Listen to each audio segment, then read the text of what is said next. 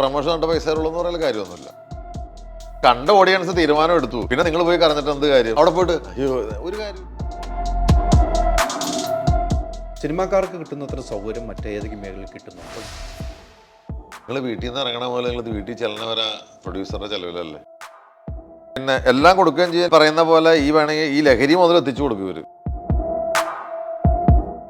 ഇദ്ദേഹത്തിന് ഇത്രയല്ലേ വാല്യൂ ഉള്ളൂ, എന്തിനാ ഊതിപ്പെരിപ്പിച്ച് ഇത്രയും കൊണ്ടുപോകുന്നത്? പ്രധാനപ്പെട്ട ഒരു പ്രൊഡ്യൂസർ അയാളുടെ അടുത്തേക്ക് പോകുന്നില്ല എന്നുള്ളതാണ് സത്യം. ഒരു സിനിമ ചെയ്ത പ്രൊഡ്യൂസർ ബാക്ക് ടു ബാക്ക് അവരെ വെച്ച് പടം ചെയ്യുന്നില്ല.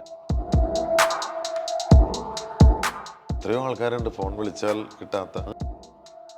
കൂടെ നിൽക്കുന്നവരാണോ അവരെ ഇങ്ങനെ വഴിതെറ്റി? സിനിമയിൽ ഔട്ടായി പോയിരിക്കുന്ന പലരും കൂടെ നിൽക്കുന്നവർ ഇവരറിയുന്നില്ല. പ്രൊജക്റ്റുകളൊക്കെ ഇല്ലാണ്ടായിക്കൊണ്ടിരിക്കുകയായിരിക്കും.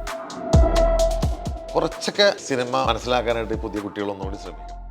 എഡിറ്റിംഗ് കാണണമെന്നൊക്കെ വാശി പിടിക്കുന്നത് താങ്കൾ പറഞ്ഞു തന്നെ ഞാനത് വേറെ രീതിയിലും പറയട്ടെ.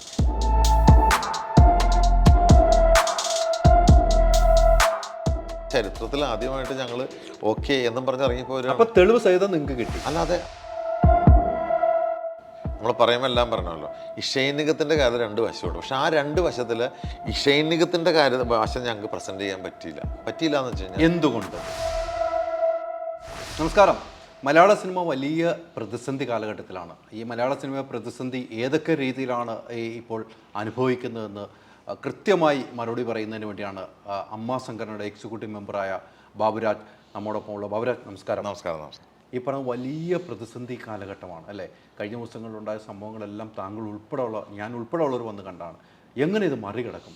അത്രയ്ക്ക് വലിയ പ്രതിസന്ധി ഉണ്ടോ? എനിക്ക് അങ്ങനെ ഇതൊക്കെ നമ്മൾ പറഞ്ഞിങ്ങനെ കാരണം വെച്ചാൽ ഇതെല്ലാ കാലഘട്ടങ്ങളിലും ഓരോ കാലഘട്ടങ്ങളിലും നമ്മളിങ്ങനെ പറയുന്നുണ്ടെങ്കിലും ഇതിലൊക്കെ ഇങ്ങനെ കുറച്ച് കഴിയുമ്പോൾ ഇതെല്ലാം ഈ മഞ്ഞുരുകി തീരും. അപ്പോൾ ഇപ്പം നിങ്ങൾ പറയുന്ന പ്രതിസന്ധി എന്ന് പറയുന്നത് ഇപ്പോൾ പ്രൊഡ്യൂസർ അസോസിയേഷൻ പറയുകയാണെങ്കിൽ തിയേറ്ററിലേക്ക് ആളില്ല, സിനിമ കാണാൻ ആളില്ല. പക്ഷെ അതൊന്നും ഒരു ആർട്ടിസ്റ്റിൻ്റെ തലയിലേക്ക് വെക്കാൻ പറ്റില്ല. കാരണം മലയാള സിനിമയിലൊരു കാര്യം വെച്ചാൽ നമ്മൾ ഒരു സിനിമ വിജയിച്ചു കഴിഞ്ഞാൽ എല്ലാം അതിൻ്റെ പുറകെ പോകുന്ന ആൾക്കാരാണ്. ഇപ്പോൾ ഒരു ജോണറിലുള്ള സിനിമ വിജയിച്ചാൽ പിന്നെ വരുന്ന സിനിമകളെല്ലാം അതിൻ്റെ പുറകെ പോകും. ഇപ്പോൾ കാസർഗോഡ് എന്നൊരു സിനിമയാണെങ്കിൽ ഫുൾ കാസർഗോഡാണ്, തൊടുപുഴ എന്നൊരു സിനിമയാണെങ്കിൽ ഫുൾ തൊടുപുഴ. കാരണം വെച്ചാൽ അതിൽ കുറ്റം പറഞ്ഞിട്ട് കാര്യമില്ല. കാരണം സിനിമ ഭാഗ്യം ആശ്രയിച്ച് നിൽക്കുന്ന അങ്ങനെയാണല്ലോ, എല്ലാം അങ്ങനെയാണല്ലോ. ഒരാളുടെ ഒരു പടം ഹിറ്റായി കഴിഞ്ഞാൽ ഭാഗ്യം. അപ്പം നമ്മുടെ സിനിമയിൽ 75% ഭാഗ്യവും 25% കഴിവും എന്നുള്ള രീതിയിലാണല്ലോ പോകുന്നത്. അതെ, അങ്ങനെയാണ് കാര്യങ്ങൾ പോകുന്നത്. ഭാഗ്യ ലൊക്കേഷൻ എന്നുള്ളൊരു മുദ്രയുണ്ട് ഇപ്പം. ഏത് ലൊക്കേഷൻ ഭാഗ്യം. പണ്ടൊക്കെ പല സ്ഥലങ്ങളായിരുന്നെങ്കിൽ ഇപ്പം മാറി, എല്ലാ സ്ഥലങ്ങളും മാറി. പിന്നെ ഇപ്പം അവിടെ നിന്ന് ഇറങ്ങിയ പടം വിജയിച്ചു, എന്നാൽ ശരി നമുക്ക് അവിടെ തന്നെ ചെയ്യാം എന്നാണ്. അല്ല ആരെ കുറ്റം പറയാൻ പറ്റില്ല, അങ്ങനെയാണ് സിനിമ. അതിൽ വലിയ അജണ്ടയുണ്ട്. ഇപ്പോൾ കാസർഗോഡ് സിനിമ പോകുന്നതുമായി ബന്ധപ്പെട്ട് രഞ്ജിത്ത് എനിക്ക് നൽകിയ അഭിമുഖത്തിൽ പറഞ്ഞു അവിടെ ലഹരി ഒഴുകിയെത്തുന്നു. കാരണം അത് അടുത്ത ജില്ലയിൽ അടുത്ത സ്റ്റേറ്റിൽ നിന്നും. പക്ഷേ കാസർഗോഡുകാരെ ആരും അദ്ദേഹം കുറ്റം പറഞ്ഞിട്ടില്ല. അങ്ങനെ എന്തെങ്കിലും ഒരു സംശയം താങ്കൾക്കുണ്ടോ? അല്ല, അതിപ്പോൾ രഞ്ജിത്ത് അങ്ങനെ പറഞ്ഞെങ്കിൽ അതിനകത്ത് എന്താണെന്ന് നമുക്കതിനെ കണ്ണിച്ച് പറയാനായിട്ടില്ല. പക്ഷേ എങ്കിലും അങ്ങനെ ഒരു ജില്ല അടിസ്ഥാനത്തിൽ ഇപ്പോൾ ലഹരി കിട്ടണമെങ്കിൽ ഇപ്പോൾ എനിക്ക് തോന്നുന്നു അവിടത്തേക്കാളും കൂടുതൽ ചിലപ്പോൾ എറണാകുളത്ത് കിട്ടുമായിരിക്കും. കാരണം എനിക്കതിനെക്കുറിച്ച് അറിയില്ല. പക്ഷേ അദ്ദേഹം അത് പറയുന്നത് ഞാൻ പറയട്ടെ, ഇപ്പം ഞങ്ങൾ ആ മീറ്റിങ്ങിന് പോയിട്ട് ഈ പ്രൊഡ്യൂസർ അസോസിയേഷൻ്റെ അവർ പറയുന്നത് നമ്മൾക്ക് അന്ന് തലകുനിച്ചിട്ട് കേൾക്കേണ്ടി വന്നു. കാരണം സംഘടന തലകുനിച്ചിരുന്ന് കേൾക്കേണ്ടി വന്നു. കാരണം വെച്ചാൽ പരാതികൾ കാരണം ഞങ്ങളുടെ അംഗമല്ലാതിരുന്നിട്ട് കൂടിയും ജനറലി വരുമ്പോൾ എന്താ പറയുക, അമ്മ അല്ല സിനിമാ നടി എന്ന് പറയുമ്പോൾ തീർച്ചയായിട്ടും വരുന്നത് അമ്മയല്ല. ഇപ്പോൾ ഒന്നും വേണ്ട, ഇപ്പോൾ അമ്മയുടെ സംഘടനയിൽ ഞങ്ങൾ ആ ഹാള് വാടകയ്ക്ക് കൊടുത്തിട്ട് ഒരാൾ വന്ന് മണ്ണെണ്ണ ഒഴിക്കാൻ ശ്രമിച്ചു. അതെ, അത് വന്ന് അമ്മയുടെ ഓഫീസിൽ. അപ്പം അങ്ങനെ പറയുമ്പോൾ ഞങ്ങൾ ഇവർ പറയുന്ന പല കാര്യങ്ങളും അതിനകത്ത് കുറച്ചെല്ലാം സത്യങ്ങളാണ് എന്ന് ഞങ്ങൾ മനസ്സിലാക്കി. തിരിച്ചറിഞ്ഞു. തീർച്ചയായും. കാരണം വെച്ചാൽ ഫോൺ എടുക്കാതിരിക്കുക. കാരണം ഒരു പ്രൊഡ്യൂസർ നമുക്ക് പൈസ തന്നിട്ട് ഒരു പടത്തിന് നമ്മൾ അഭിനയിക്കാനായിട്ട് കോൺട്രാക്റ്റ് വെച്ചിട്ട് ഈ കൺട്രോളർ വിളിക്കുമ്പോൾ അല്ലെങ്കിൽ ആ മാനേജർ വിളിക്കുമ്പോൾ ഫോൺ എടുക്കാതിരിക്കുക എന്ന് പറയുന്നത് ഏറ്റവും വലിയ കുറ്റമാണ്. നമ്മളൊക്കെ ഒരു സിനിമയിൽ പോയി കഴിഞ്ഞാൽ ഞാൻ അങ്ങോട്ട് വിളിക്കുന്ന ആളാണ് കാലത്ത്. കാരണം നമ്മളവിടെ സിനിമയ്ക്ക് പോകുന്നത് ഇവർ എത്ര മണിക്ക് വെച്ചോട്ടെ, ഒരു 10 മണിക്ക് പ്ലാൻ ചെയ്തോട്ടെ, 11 മണിക്ക് പ്ലാൻ ചെയ്തോട്ടെ, പക്ഷെ നമ്മൾ 6 മണിക്ക് എണീറ്റ് റെഡിയായി മനെ എപ്പോഴാണ് ഇറങ്ങണ്ടേ എന്ന് ചോദിക്കുന്ന എന്നാണ് ഞാൻ പഠിച്ചിരിക്കുന്നത്. ഇപ്പോഴത്തെ ജനറേഷൻ ചിലപ്പോൾ അവർ കുറച്ചുകൂടി ലേറ്റായിട്ട് ആയിരിക്കാം, പക്ഷെ എങ്കിലും ഫോൺ എടുക്കണം. ഈ ഫോൺ എടുക്കാത്ത പരാതി ഈ ഒത്തിരി പേരുടെ പേരിലുണ്ടല്ലേ? ഇഷ്ടം പോലെ. അതാ ഞാൻ പറയുന്നത്, നമ്മൾ അവർ പറഞ്ഞപ്പോൾ ഈ പറയുന്ന പോലെ ഇപ്പം നമ്മൾ സംഘടനയിൽ നിന്ന് ഇപ്പം നമ്മുടെ സീനിയറായിട്ടുള്ള ഇപ്പം സിദ്ദിഖിയും ലാലേട്ടനും എല്ലാവരും അടക്കമുള്ളവരുണ്ടായിരുന്നു, മണിമുള്ള രാജേട്ടനൊക്കെ. പക്ഷെ നമുക്കൊന്ന് ഞങ്ങൾ പരസ്പരം മുഖത്തേക്ക് നോക്കാം, എന്തെങ്കിലും മറുപടി പറയാം. ശരി, നിങ്ങൾ നാളെ വന്ന് അഭിനയിക്കണം എന്ന് തലേദിവസം പറഞ്ഞിട്ട് വിടുന്നതാണ്, ചേട്ടാ നാളെ ഇതാണ് അല്ലേ. അപ്പം കാലത്തെ ഈ കൺട്രോളർ വിളിച്ചു കഴിഞ്ഞാൽ ഫോൺ എടുക്കുന്നില്ല. ഈ കൺട്രോളർമാരെ ചീത്ത വരെ വിളിക്കുന്ന അവസ്ഥയിലേക്ക് എത്തുന്നു. അതെ, ഞാൻ എൻ്റെ ജീവിതത്തിലുണ്ടായിരുന്നത്, ഞാനൊരു പടത്തിൽ, ഞാൻ പടത്തിൻ്റെ പേരൊന്നും പറഞ്ഞില്ല, പടത്തിൽ അഭിനയിക്കാൻ വേണ്ടി ഞാൻ പോകുന്നു. ഞാൻ 7 മണിക്ക് അവിടെ ചെല്ലുന്നു, ഞാൻ ക്യാരവണിൽ കയറിയിരിക്കുന്നു, ഞാൻ 8 മണിക്ക് മേക്കപ്പ് ഇടുന്നു. മോനെ എപ്പോഴാണ് ചേട്ടാ പറയാട്ടെ, ചേട്ടാ ഇപ്പം അയ്യോ ചേട്ടൻ മേക്കപ്പ് ഇടുണ്ടായിരുന്നു. അപ്പോൾ ഞാൻ പറഞ്ഞത് അല്ല ചേട്ടാ ഇത് 10 മണി 11 മണി 12 മണിയായി. അപ്പോഴൊന്നും ഞാൻ ഇത്തിരി ദേഷ്യപ്പെട്ട് ഞാൻ ചോദിച്ചപ്പോഴാണ് അറിയുന്നത് അതിൽ അഭിനയിക്കേണ്ട നായകൻ ഫോൺ കിട്ടിയിട്ടില്ല. നമ്മൾ റെഡി ആയിട്ടിരിക്കുവാണ്, അദ്ദേഹത്തിന് ഫോൺ കിട്ടുന്നില്ല, എവിടെയാണെന്ന് അറിയുന്നില്ല, വീട്ടിൽ പറയുന്ന ആരും അറിയുന്നില്ല എന്ന്. അപ്പോൾ അതൊക്കെ ഈ സിനിമയ്ക്ക് നല്ലതല്ല. അല്ല, ഇത്തരക്കാരെ എന്താണ് ചെയ്യാൻ പറ്റണം? വിലക്ക് കൊണ്ട് പ്രശ്നം തീരുമോ? അല്ല, നന്നാക്കി എടുക്കണമല്ലോ. അല്ല, ഒരു വിലക്ക് ഒരു നടൻ വിലക്കല്ലോ, നിസ്സഹകരണമല്ല. അല്ല, നിസ്സഹരണം എന്ന് പറയുമ്പോൾ നമുക്കറിയാം ഒരു വിലക്ക് പോലെ പ്രൊഡ്യൂസർമാർ വിരോധമുള്ള എന്ത് റിസ്ക് ഉണ്ട്. ഞാൻ പറയട്ടെ, നമ്മുടെ കുട്ടിക്കാലത്ത് നമ്മുടെ വീട്ടിൽ നീ ഇന്ന് ആ ഹോംവർക്ക് ചെയ്താലും നിനക്ക് അത്താഴുമില്ല, അല്ല നീ അത് ചെയ്തില്ല എന്ന് നമ്മുടെ അച്ഛനമ്മ നമ്മളെ വഴക്ക് പറഞ്ഞിട്ടില്ലേ? അമ്മ എന്തോരം നമ്മളെ വഴക്ക് പറഞ്ഞിട്ടില്ലേ? ഇതൊക്കെ നേരെയാക്കാൻ വേണ്ടിയിട്ടാണ് ഇല്ലേ. ഇപ്പം അവർ ഉദ്ദേശിക്കുന്നത് അവർക്ക് എന്താ വേണ്ടത്, അവർ പൈസ മുടക്കുന്ന പ്രൊഡ്യൂസർ സഹകരിക്കാൻ തയ്യാറാവണം. നമ്മളെന്തുകൊണ്ട് ഞങ്ങളുടെ ഒരു അംഗത്തിന് മിണ്ടാതിരിക്കേണ്ടി വന്നു എന്ന് വെച്ച് കഴിഞ്ഞാൽ നമ്മളങ്ങനെ ആയിപ്പോയി. കാരണം അവർ പറയുന്ന കുറേ കാര്യങ്ങൾ ശരിയാണ്. അപ്പോൾ ഇത് ഇൻഡസ്ട്രി മൊത്തം നന്നാവണം. അപ്പോൾ ഞങ്ങൾക്ക് അവിടെ ഒന്ന് വിട്ടുവീഴ്ച ചെയ്യേണ്ടി വന്നു. ശ്രീനാഥ് ബാസി മെമ്പറല്ല, ഷെയ്ൻ നിഗം മെമ്പറാണ്. അല്ല, ഷെയ്ൻ നിഗം മെമ്പറാണ്, ശ്രീനാഥ് ബാസി ഞങ്ങളുടെ മെമ്പർ അല്ലെങ്കിലും ആഫ്റ്റർ ഓൾ നമ്മൾ അവരൊക്കെ കൂടെ എത്രയോ സിനിമകൾ ചെയ്തിട്ടുണ്ട്. പക്ഷേ ഇവരെല്ലാം അതായത് ഇവർക്ക് ചുറ്റും നിൽക്കുന്ന ആൾക്കാരായിരിക്കും ഒരു പക്ഷേ ആയിരിക്കാം. അപ്പോൾ നമുക്കറിയില്ല ഇവരൊന്നും. ഇപ്പോൾ ശ്രീനാഥ് ബാസിയാണ് ഇപ്പോൾ വന്നു, ഇപ്പോൾ അമ്മയെന്ന് വന്ന് മെമ്പർഷിപ്പ് അല്ല ഓടിയെത്തിയ എന്തായാലും ഈ വിഷയം ഉണ്ടായപ്പോൾ അല്ല ആയിക്കോട്ടെ, അതിപ്പോൾ നമ്മളെല്ലാവരും ഒരേ സ്വഭാവക്കാരല്ലല്ലോ. അദ്ദേഹത്തിന് ഇപ്പോഴായിരിക്കും മനസ്സിലായത് ഇത് ആവശ്യമാണ്. കാരണം ഈ പ്രൊഡ്യൂസർ അസോസിയേഷൻ്റെ പുതിയ എഗ്രിമെൻറ്റിൽ പറഞ്ഞിരിക്കുന്നത് ആ ക്ലോസ് വായിച്ച് നമ്മൾ മനസ്സിലാവും. നമ്പർ വരെ എഴുതണം. അതിപ്പോൾ അവർ പറഞ്ഞത്. അതിന് മുമ്പ് പറഞ്ഞിരിക്കുന്നത് ഈ ആർബിട്രേഷൻ ക്ലോസ് എന്താണെന്ന് വെച്ച് കഴിഞ്ഞാൽ സംഘടനയുമായിട്ടാണ്. ഇപ്പോൾ താങ്കളൊരു പ്രൊഡ്യൂസർ, ഞാൻ ആർട്ടിസ്റ്റ്, എനിക്ക് താങ്കൾ ഇത്ര പൈസ തരില്ല എന്ന് പറഞ്ഞാൽ എനിക്ക് താങ്കളോട് തർക്കിക്കാൻ പറ്റില്ല. സംഘടന സാധിക്കണം. ഇപ്പോൾ താങ്കൾ പ്രൊഡ്യൂസർ, താങ്കൾ പറയുന്നു ഇയാൾ 3 ദിവസം അടുപ്പിച്ച് 7 മണിക്ക് വന്നില്ല. അപ്പോൾ ഈ 7 മണിക്ക് വരാത്ത കാര്യം വെച്ചാൽ തലേദിവസം വെളുപ്പിന് 2:30 മണിക്കായിരിക്കും ഷൂട്ടിംഗ് തീർന്നായിരിക്കണം. അപ്പോൾ ഒരു ആർട്ടിസ്റ്റിന് ഒരിക്കലും ആ സമയത്ത് എത്താൻ പറ്റില്ല. പക്ഷേ ഇത് പറയാനായിട്ട് താങ്കൾക്ക് വോയിസ് ഇല്ല. സംഘടനയുമായിട്ട് പറയാം. അല്ല, അങ്ങനെ പറയുമ്പോൾ വെളുപ്പം 2 മണിക്ക് ഷൂട്ട് കഴിഞ്ഞു, അത് ആർട്ടിസ്റ്റിനടുത്ത് 7 മണിക്കാണ്. ഇതേ ജോലി ചെയ്യുന്ന ക്രെയിൻ ഓപ്പറേറ്ററും ഇവരെല്ലാവരും അവിടെയാണ് ഇതിലൊരു പ്രശ്നം. അവരെല്ലാം സിനിമയ്ക്ക് പുറകിലാണ്. നമ്മുടെ മുഖമല്ലേ കാണണ്ടേ, നമ്മളെല്ലാം അഭിനയിക്കണ്ടേ. ഇപ്പം നമുക്ക് കാശ് കിട്ടുമെന്നുണ്ടെങ്കിൽ നമ്മൾക്ക് ഇതിൻ്റെ പുറകിൽ നിന്ന് എന്ത് വേണമെങ്കിലും ചെയ്യാമല്ലോ.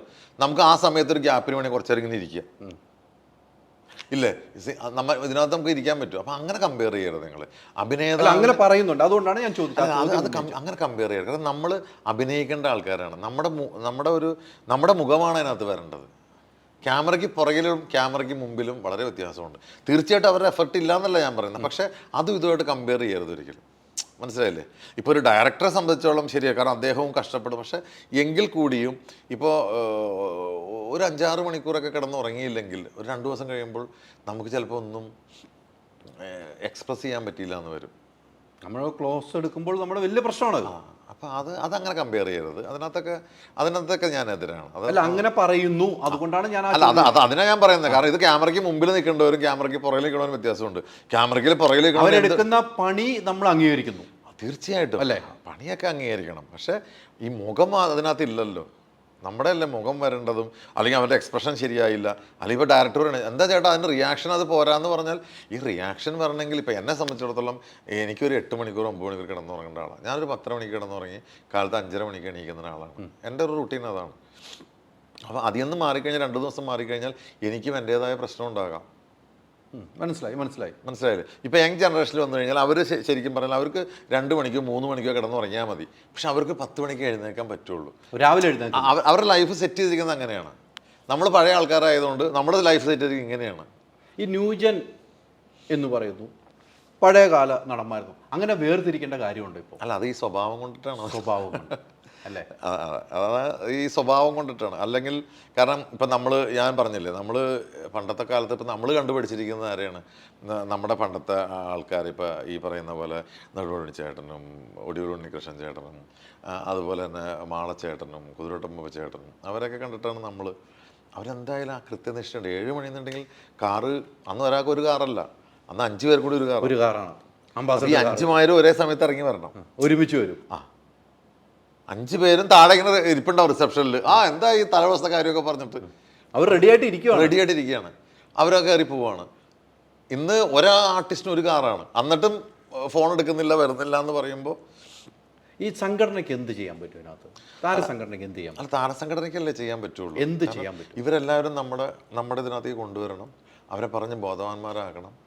മക്കളെ, എങ്ങനെയാണ് സംഭവം, ഞങ്ങളെത്ര നിങ്ങൾ കഷ്ടപ്പെട്ടിട്ടില്ല, നിങ്ങൾക്ക് വളരാൻ വളരെ ഈസിയാണ്, നിങ്ങൾക്ക് വരാൻ വളരെ ഈസിയാണ് ഇല്ലേ? ഇപ്പോൾ വരാൻ വളരെ ഈസിയാണ്. ഇപ്പോൾ ഒരു നിമിഷം കൊണ്ട്, ഒരു വെള്ളിയാഴ്ച കൊണ്ട് ഒരു സെലിബ്രിറ്റി ആവുകയാണ്. പക്ഷേ എത്ര വെള്ളിയാഴ്ച പിടിച്ചു നിൽക്കുന്നു എന്നുള്ളതാണ് കാര്യം. അത് കൃത്യമാണ്. അപ്പോൾ അവരൊന്നും പറഞ്ഞ് മനസ്സിലാക്കാം. കാരണം ഇപ്പോൾ വരുന്ന പിള്ളേർ, ഇപ്പം ഞാനൊക്കെ ഏകദേശം എനിക്ക് തോന്നുന്നു ഞാനൊരു 20ാമത്തെ പടത്തിലോ 22ാമത്തെ പടത്തിലൊക്കെയാണ് എനിക്ക് ആദ്യമായിട്ട് ശമ്പളം കിട്ടുന്നത്. 1000 രൂപയാണ് എനിക്ക് ആദ്യമായിട്ട് കിട്ടുന്നത്. പക്ഷേ ഇപ്പോൾ വരുന്ന പിള്ളേർ, ഞാൻ കുറ്റമായിട്ട് പറയാമല്ല, സന്തോഷം. ഇവർ വരുന്ന ലക്ഷങ്ങളല്ലേ ഇവർക്ക് കിട്ടുന്നത്. ഒരു പടത്തിനെങ്ങാൻ ആദ്യത്തെ പടം അഭിനയിക്കാൻ വന്നാൽ തന്നെ അവന് കൺവെൻസോ മിനിമം സാധനമൊക്കെ കൊടുക്കും. പിന്നെ അവർ ചോദിക്കുന്ന ലക്ഷങ്ങളല്ലേ. ആ സാലറി വർധനവ് സിനിമേനെ ബാധിച്ചിട്ടില്ലേ? അല്ല, അത് പ്രൊഡ്യൂസർ കൊടുക്കുന്ന ഫെസിലിറ്റി അല്ലേ. നമ്മളൊക്കെ പടങ്ങൾ ചെയ്യുന്ന സമയത്ത് നമ്മൾ സ്വന്തമായിട്ട് റൂം എടുത്ത് താമസിക്കണം, നമ്മൾ ആഹാരം നമ്മൾ കഴിക്കണം. പാക്കപ്പ് പറഞ്ഞു കഴിഞ്ഞാൽ നമ്മൾ പോയി പുറത്ത് പോയി ഭക്ഷണം കഴിക്കണം. ഉച്ചയ്ക്ക് ബ്രേക്ക് പറഞ്ഞാൽ നമ്മൾ പുറത്ത് പോയി ഭക്ഷണം കഴിക്കണം. കമ്പോളം എന്ന് പറഞ്ഞ സിനിമ ചെയ്യുമ്പോൾ ഞാനും മഹാരാജ ശിവാനന്ദൻ ചേട്ടനും റൂം എടുത്ത് താമസിക്കുക പുറത്ത്. ഇവർ തന്ന സിനിമ ഞങ്ങൾ അതിനകത്ത് പ്രധാന അഭിനേതാക്കളാണ്. എന്നിട്ടും സത്താറൊക്കെ എൻ്റെ പ്രൊഡ്യൂസർ. ഭക്ഷണമില്ല, ഞങ്ങൾക്ക് ഭക്ഷണമില്ല. ആലോചിച്ച് നോക്കൂ. ആ കാലഘട്ടമൊക്കെ മാറിയിട്ട് ഇപ്പൊ എന്ത് സൗകര്യമാണ് സിനിമാക്കാർക്കുള്ള എന്ന് പറഞ്ഞ് വിശ്വസിക്കുമോ? അത് മഹാരാജ സൂപ്പർ മാർക്കറ്റിന്റെ ഓണർ ശിവാനന്ദൻ ചേട്ടനാണ് അതിനകത്ത്. എൻ്റെ ചേട്ടനൊക്കെ ആയിട്ട് അഭിനയിക്കുന്നത്. ഞങ്ങൾ കൗണ്ടർമാർ. അപ്പോൾ ഞങ്ങൾ പുറത്ത് ഞങ്ങൾ ബ്രേക്ക് പറയും, പുറത്ത് ഭക്ഷണം കഴിക്കുന്നു. അങ്ങനെ 8-10 ദിവസം കഴിയുമ്പോൾ രാഗിണി ഇല്ലേ പണ്ടത്തെ, ഓർമ്മയുണ്ടോ ഈ മുഖം, അവർ സായികുമാർ, രാജംപീത് ഇവരെ കൂടി പറഞ്ഞു അത് ശരിയല്ല എന്നൊക്കെ പറയുമ്പോൾ സത്താർക്ക് പറഞ്ഞു ഞാൻ അറിഞ്ഞിട്ടില്ല ഇവർക്ക് ഇവിടുന്ന് ഭക്ഷണം കൊടുക്കരുതെന്ന് പറഞ്ഞു. സത്താർക്ക് പറഞ്ഞു കാരണം സത്താർക്ക് എൻ്റെ നാട്ടുകാരാണ്, ആലുവക്കാരൻ. സത്താർക്ക് പറഞ്ഞു മോനെ ഞാൻ അറിഞ്ഞിട്ടില്ലേട്ടാ, നിനക്ക് ഫുഡ് ഇവിടെ ഇല്ല എന്ന്. അങ്ങനെ ആയിരുന്നു. അങ്ങനെ 10 ദിവസം കഴിഞ്ഞപ്പോൾ അവിടെ കഴിക്കാൻ പറഞ്ഞപ്പോൾ ശിവാനന്ദ ചേട്ടൻ പറഞ്ഞു ഇനി നമുക്ക് പടം കാണാം. ആ വാശിക്കാണ് ശിവാനന്ദ ചേട്ടൻ 3 പടം എടുക്കുന്നത്. സിനിമ എടുത്തത് കടപ്പുറം സിനിമ, പിന്നെ മറ്റേ ജയറാമേട്ടൻ കത്തിക്കുന്ന സമയത്ത് ജയറാമേട്ടനെ വെച്ചിട്ട് രാജസ്ഥാനിൻ്റെ ഒരു പടം, സ്വപ്നലോകത്തെ ബാലഭാസ്കർ, സൂപ്പർ ഹിറ്റ് അടിച്ച പടം. അതൊക്കെ ഈ ഒരു വാശി അഭിനയിക്കാൻ വന്നതാണ്. നമുക്ക് ഭക്ഷണം പോലും ഇല്ലാത്ത ഇതിൽ സിനിമ മാറ്റണം, ഞാൻ കാണിച്ചു തരാന്ന് പറഞ്ഞാൽ അങ്ങനെയാണ്. ഇത്തരം വാശികൾ ഇവിടെ ഉണ്ടായാൽ ഒത്തിരി വിജയം ഉണ്ടാവും. എന്നെ മാറ്റി നിർത്തപ്പെടുന്നു, ഞാൻ ചെയ്ത് കാണിക്കണം, ആ ഒരു വാശി ഉണ്ടായാൽ അവർ സ്വയം നന്നാവും. അല്ല, നമുക്ക് ഇതിനകത്ത് ഇപ്പോൾ ഇപ്പോൾ ഈ പറയുന്ന ആൾക്കാരെ ഇപ്പം നമ്മൾ പേരെടുത്ത് പോലും പറയരുത് ഈ ആൾക്കാർ. ഇവരൊക്കെ ഇപ്പോൾ ബാസിയൊക്കെ നമ്മളോട് എത്ര സിനിമകൾ, ഹനീബിയൊക്കെ അഭിനയിച്ച് വിജയിപ്പിച്ച പടങ്ങളാണ്. വളരെ കഴിവുള്ള ആർട്ടിസ്റ്റാണ്, കണ്ടമാനം ഫാൻസ് ഉള്ളവരാണ് ഇവരൊക്കെ. പക്ഷേ ഇതിനായാലും ഇവരൊക്കെ ഞാൻ അവരോടൊക്കെ പറയുന്നത് വെച്ചാൽ മക്കളെ നിങ്ങൾ എന്തിനെടുക്കണം അങ്ങനെയല്ല, നിങ്ങളൊരു സംഘടനയിലെ അംഗമായിരിക്കണം. ഇപ്പം താങ്കൾ ഈ സംഭവം ചെയ്യുന്നുണ്ടെങ്കിൽ താങ്കളുടെ പിന്നിലൊരാൾ എന്തെങ്കിലും പറ്റിയ ചോദിക്കാൻ ആൾ വേണം. അതാണല്ലോ അതിൻ്റെ സംഭവം. അപ്പം അത് വേണം, അങ്ങനെ മാറ്റി നിർത്തപ്പെടരുത്. അതുകൊണ്ടല്ലേ ഈ കിടന്ന് ഇതുണ്ടാക്കുന്നത്. അതോടൊപ്പം തന്നെ നമ്മളെ നിയന്ത്രിക്കാൻ കുറച്ച് ആൾക്കാരും വേണം. എങ്ങനെ നിയന്ത്രിക്കാന്ന് പറഞ്ഞാൽ ഈ പട്ടം പറപ്പിക്കുക പൊയ്ക്കോട്ടെ, എന്നാൽ ആ ചരട് കയ്യിൽ വേണ്ടേ, മോനെ അത് വേണ്ട, ഇങ്ങോട്ട് പറ. ഈ സാധനത്തിന് ഒരാൾ, കാരണം ഈ വിജയങ്ങൾ ഉണ്ടാകുമ്പോൾ ഈ ആമ്പാറ്റകളെ പോലെ കുറേ പേര് വന്നിങ്ങനെ പൊതിയും. അവരാണ് ഒരു കലാകാരനെ നശിപ്പിക്കണം. പരാജയം അറിയുന്നില്ല. അവൻ അവസാനമാണ് അറിയുക. ഏറ്റവും അവസാനം താൻ ഇൻഡസ്ട്രിയിൽ നിന്ന് പുറത്തു പോയിന്ന് ഏറ്റവും അവസാനം അറിയുന്നവരാണ്. കാരണം ചുറ്റും കൂടി നിൽക്കുന്ന ആൾക്കാർ അങ്ങനെയല്ല അവൻ്റെ അടുത്ത് പറയുന്നത്. സത്യങ്ങൾ പറയുന്നില്ല. അതൊരു ജെന്യൂനായ കാര്യമാട്ടോ ബബുരാജ് പറയുന്നത്, ജെന്യൂനായ കാര്യം. അതോടൊപ്പം തന്നെ ഈ ലഹരിയുടെ ഉപയോഗം സിനിമ ഇൻഡസ്ട്രിയിൽ മാത്രമല്ല എല്ലാ മേഖലയിലും ലഹരി ഉപയോഗം ഉണ്ട് എന്ന കാര്യത്തിൽ യാതൊരു സംശയമില്ല. സിനിമ ഇൻഡസ്ട്രിയിൽ ലഹരി എന്ന് താങ്കൾ ഉദ്ദേശിക്കുന്നത് എന്താണ്? ഈ കഞ്ചാവ് ഉൾപ്പെടെ MDMA ഉൾപ്പെടെ മദ്യം എല്ലാ സ്ഥലത്തും ഉണ്ട്. അത് സർക്കാർ മദ്യം സർക്കാർ വിൽക്കുന്ന സാധനമാണ്. സർക്കാർ വിൽക്കണം. അപ്പോൾ ഈ കഞ്ചാവ് ഉൾപ്പെടെ MDMA ഉൾപ്പെടെ അത്തരമുള്ള ഉപയോഗങ്ങൾ സിനിമാ മേഖലയിൽ വർദ്ധിക്കുന്നുണ്ട് എന്ന കാര്യത്തിൽ സംശയമില്ല. എല്ലാ മേഖലയിലും ഉണ്ട് എന്ന് പറഞ്ഞിട്ടാണ് ഞാൻ പറയുന്നത് കേട്ടോ. സെലിബ്രിറ്റി ചെയ്യുമ്പോഴാണ് അത് വലിയ വാർത്തയാവുന്നത്. അത് വർദ്ധിക്കുന്നത് ഒരു പരിധിവരെ സിനിമാ മേഖലയിൽ വലിയ ദൂഷ്യങ്ങൾ ചെയ്യുന്നുണ്ട് എന്ന് ഞാൻ പറഞ്ഞാൽ താങ്കൾ എന്ത് പറയും? അല്ല, അതാണല്ലോ പ്രൊഡ്യൂസർ അസോസിയേഷനും സകല സിനിമാ സംഘടനകളും കൂടി അന്ന് പറഞ്ഞത്. ഇതിൻ്റെ ഉപയോഗം വർദ്ധിച്ചു വരുന്നു. അവരുടെ തന്നെ കറക്റ്റ് ലിസ്റ്റ് ഉണ്ട്, പോലീസിൻ്റെ തന്നെ കറക്റ്റ് ലിസ്റ്റ് ഉണ്ട്. പിടിക്കപ്പെടുന്നവരെല്ലാം ഇത് ആർക്ക് വേണ്ടി കൊണ്ടുപോകുന്നു എന്ന് വരെ പറയുകയാണ്. ഇപ്പം ഞങ്ങളുടെ അമ്മയുടെ ഓഫീസിൽ ലിസ്റ്റ് ഉണ്ട്, ഞങ്ങൾക്ക് അയച്ചു തരുന്നുണ്ട്. കാരണം ഈ ഓരോരുത്തരനെ പിടിക്കപ്പെടുമ്പോൾ, അവൻ ചോദ്യം ചെയ്യപ്പെടുമ്പോൾ അവൻ പറയുന്നത് ഞാൻ ഇന്ന ആൾക്ക് വേണ്ടി കൊണ്ടുപോവാണ്. ഒരു പ്രാവശ്യം ഞാൻ പറയുന്നല്ലോ, ഒരു എക്സൈസിൻ്റെ ഏറ്റവും ഉന്നതനായൊരു ചേസ് ചെയ്ത് എത്തിയത് ഒരു വലിയൊരു നടൻ്റെ വണ്ടിയുടെ പുറകെ വരെയാണ്. ആ വണ്ടി ഒന്ന് തുറന്നാൽ പിടിക്കപ്പെട്ട ആൾ മൊഴി കൊടുത്തിട്ട് ചേസ് ചെയ്ത് പോകുന്ന ഒരു വലിയ നടൻ്റെ വണ്ടിയുടെ പുറകിലാണ്. ആ വണ്ടി നിർത്തി തുറന്നെങ്കിൽ മലയാള ഇൻഡസ്ട്രി അന്ന് തീരും. അപ്പോൾ അതൊക്കെ നഗ്നമായ സത്യങ്ങളാണ്. പിന്നെന്ന് വെച്ചാൽ എനിക്ക് വിഷമമൊന്നുമല്ല, പണ്ടൊക്കെ കുറച്ച് ഗോപ്യമായിട്ടായിരുന്നു ഇതൊക്കെ ചെയ്തുകൊണ്ടിരുന്നത്. ഒരു മറവുണ്ടായിരുന്നു. ഇപ്പം ആ മറവ് മാറി, പരസ്യമായിട്ട് ചെയ്യാൻ തുടങ്ങി. ഈ പോലീസും എക്സൈസും ഇപ്പം താങ്കൾ പറഞ്ഞതിൽ തന്നെ വന്ന അവർ റെയ്ഡിന് പോകുന്നു, ഇപ്പം എന്നെ പിടിച്ചാൽ ഞാൻ മൊഴി കൊടുക്കുന്നു, താങ്കളുടെ വണ്ടിയാന്ന് പറഞ്ഞു, താങ്കൾ കൊണ്ടുവന്നു. നമ്മൾ ഉദാഹരണമാണ് പറയുന്നത്. അത് അവിടെ വരെ ചേസ് ചെയ്തിട്ട് അവിടെ നിർത്തുന്നത് എന്തുകൊണ്ട്? അല്ല, അത് എന്തുകൊണ്ടാണെന്ന് വെച്ച് കഴിഞ്ഞാൽ നമുക്ക് തന്നെ ഊഹിക്കാവുന്നതല്ലേ ഉള്ളൂ. കാരണം അത് വലിയൊരു ചിലപ്പോൾ ഒരു പക്ഷേ അദ്ദേഹം ചെയ്യുന്ന ജോലി വെറുതെ ആയാലോ എന്ന് വിചാരിച്ചിട്ടായിരിക്കാം. അതൊരു വളം വെച്ചു കൊടുക്കുന്നത് തുല്യമല്ലേ? അല്ല, ഒരു സാധാരണക്കാരനാണെങ്കിൽ ഇവരെന്ത് ചെയ്യും? അല്ല, അതിനൊന്നും നമുക്ക് ഉത്തരങ്ങൾ പറയാനായിട്ട് എന്താ പറയുക, അതൊക്കെ ഒരു സിസ്റ്റം. ഈ സിസ്റ്റം മാറണം. അത് അല്ല, അതല്ലേ നമുക്ക് അവിടെ മിണ്ടാതിരിക്കേണ്ട വന്ന സിസ്റ്റം മാറണം. അസോസിയേഷനിൽ നമുക്ക് മിണ്ടാതിരിക്കേണ്ട. അമ്മയിലും കൃത്യമായിട്ട് ഇത്തരം ആളുകൾ കംപ്ലീറ്റ് ലിസ്റ്റ് അവിടെ ഉണ്ട്. ആരൊക്കെ ഉപയോഗിക്കുന്നു ആ ലിസ്റ്റ് 1 2 3 4 എന്ന് പറഞ്ഞിട്ട് കംപ്ലീറ്റ് ലിസ്റ്റ് ഫുൾ അവിടെയുണ്ട്. ലിസ്റ്റ് ഉണ്ട്, ആരൊക്കെയാണ് സെറ്റിൽ ഉപയോഗിക്കുന്നത്. ആ ലിസ്റ്റുകൾ ഇപ്പം ജോബിൽ, അതായത് ഞാൻ പറയട്ടെ, ഇതിനകത്ത് നമ്മളൊരു വ്യക്തി നമുക്ക് എന്തും ചെയ്യാം ഇൻഡിപെൻഡൻ്റ് ആയിട്ട്. നമ്മൾ സിനിമയിൽ വരുമ്പോഴേ പ്രശ്നമുള്ളൂ. നിങ്ങൾ നിങ്ങളുടെ ജോലി സ്ഥലത്ത് ഉപയോഗിക്കുമ്പോഴാണ് പ്രശ്നം. നിങ്ങളെ ജോലി കഴിഞ്ഞ് പോയിട്ട് നിങ്ങൾ ഇഷ്ടമുള്ള പോലെ ചെയ്യും. ഇപ്പൊ ഈ പറയുന്ന സാധനം പല രാജ്യങ്ങളിലും ലീഗലാണ് ഇല്ലേ? നമുക്ക് ഇല്ലീഗലാണെങ്കിലും പല സ്ഥലത്ത് അത് ലീഗലാണ് ഇല്ലേ? അപ്പൊ അങ്ങനെ ഒരു പ്രശ്നമുണ്ട്. നിങ്ങൾ ഈ ജോലി സ്ഥലത്ത് ചെയ്യാണ്ടിരിക്കൂ. നിങ്ങൾ റൂമിൽ പോയി നിങ്ങൾ പണി കഴിഞ്ഞിട്ട് നിങ്ങൾ പോയി ചെയ്യൂ. നിങ്ങൾ വിളിക്കുമ്പോൾ ഫോൺ എടുക്കൂ. നിങ്ങൾ അവിടെ ചെന്നിട്ട് ഇതായിട്ട് നിൽക്കൂ. ഇതാണ് അവർ പറയുന്നുള്ളൂ, ഇതാണ് നമ്മളും പറയുന്നുള്ളൂ. ഇപ്പം താരസംഘടനയിലും അമ്മയിലും ഇത്തരം ലിസ്റ്റുകളുണ്ട്. നമുക്ക് പേര് കിട്ടിയെന്ന് തോന്നുന്നു. നിർമ്മാതാക്കളുടെ സംഘടന അന്ന് സംയുക്തമായിട്ട് യോഗം തൊട്ട് ഇത് അവർ കൊടുക്കുമെന്ന് പറഞ്ഞു. അത് അമ്മ കൈമാറുന്നുണ്ടോ? അല്ല, ഞങ്ങൾക്ക് അങ്ങനെ നമ്മുടെ പണി അതല്ലല്ലോ. നമ്മുടെ പണി എന്ന് വെച്ച് കഴിഞ്ഞാൽ ഇത് ഉപദേശിക്കുക, ഇത് മോനെ എങ്ങനെയല്ല എന്ന് പറയുക. കാരണം ഈ ലിസ്റ്റ് പ്രകാരം ആളുകൾ വിളിച്ച് ഉപദേശിക്കുന്നുണ്ടോ? അല്ലല്ല, പറയേണ്ടവരടുത്തൊക്കെ പറഞ്ഞിട്ടുണ്ട്. കാരണം ഇതിപ്പോൾ ഇന്നും ഇന്നലെ തുടങ്ങിയ ഒരു കാര്യമല്ല. ഇതൊക്കെ അതാ ഞാൻ പറയാം, പണ്ട് ഇത് കുറച്ച് ഗോപ്യമായിട്ടുണ്ടായിരുന്ന കാര്യം ഇന്നിപ്പോൾ പരസ്യമായിട്ട് ലൊക്കേഷനിലൊക്കെ പോയിരുന്നിട്ട് ഈ പറയുന്ന കാരവണോ അല്ലെങ്കിൽ പുറത്തോ ഒക്കെ ചെയ്യുന്നതാണ് ഈ പ്രശ്നം.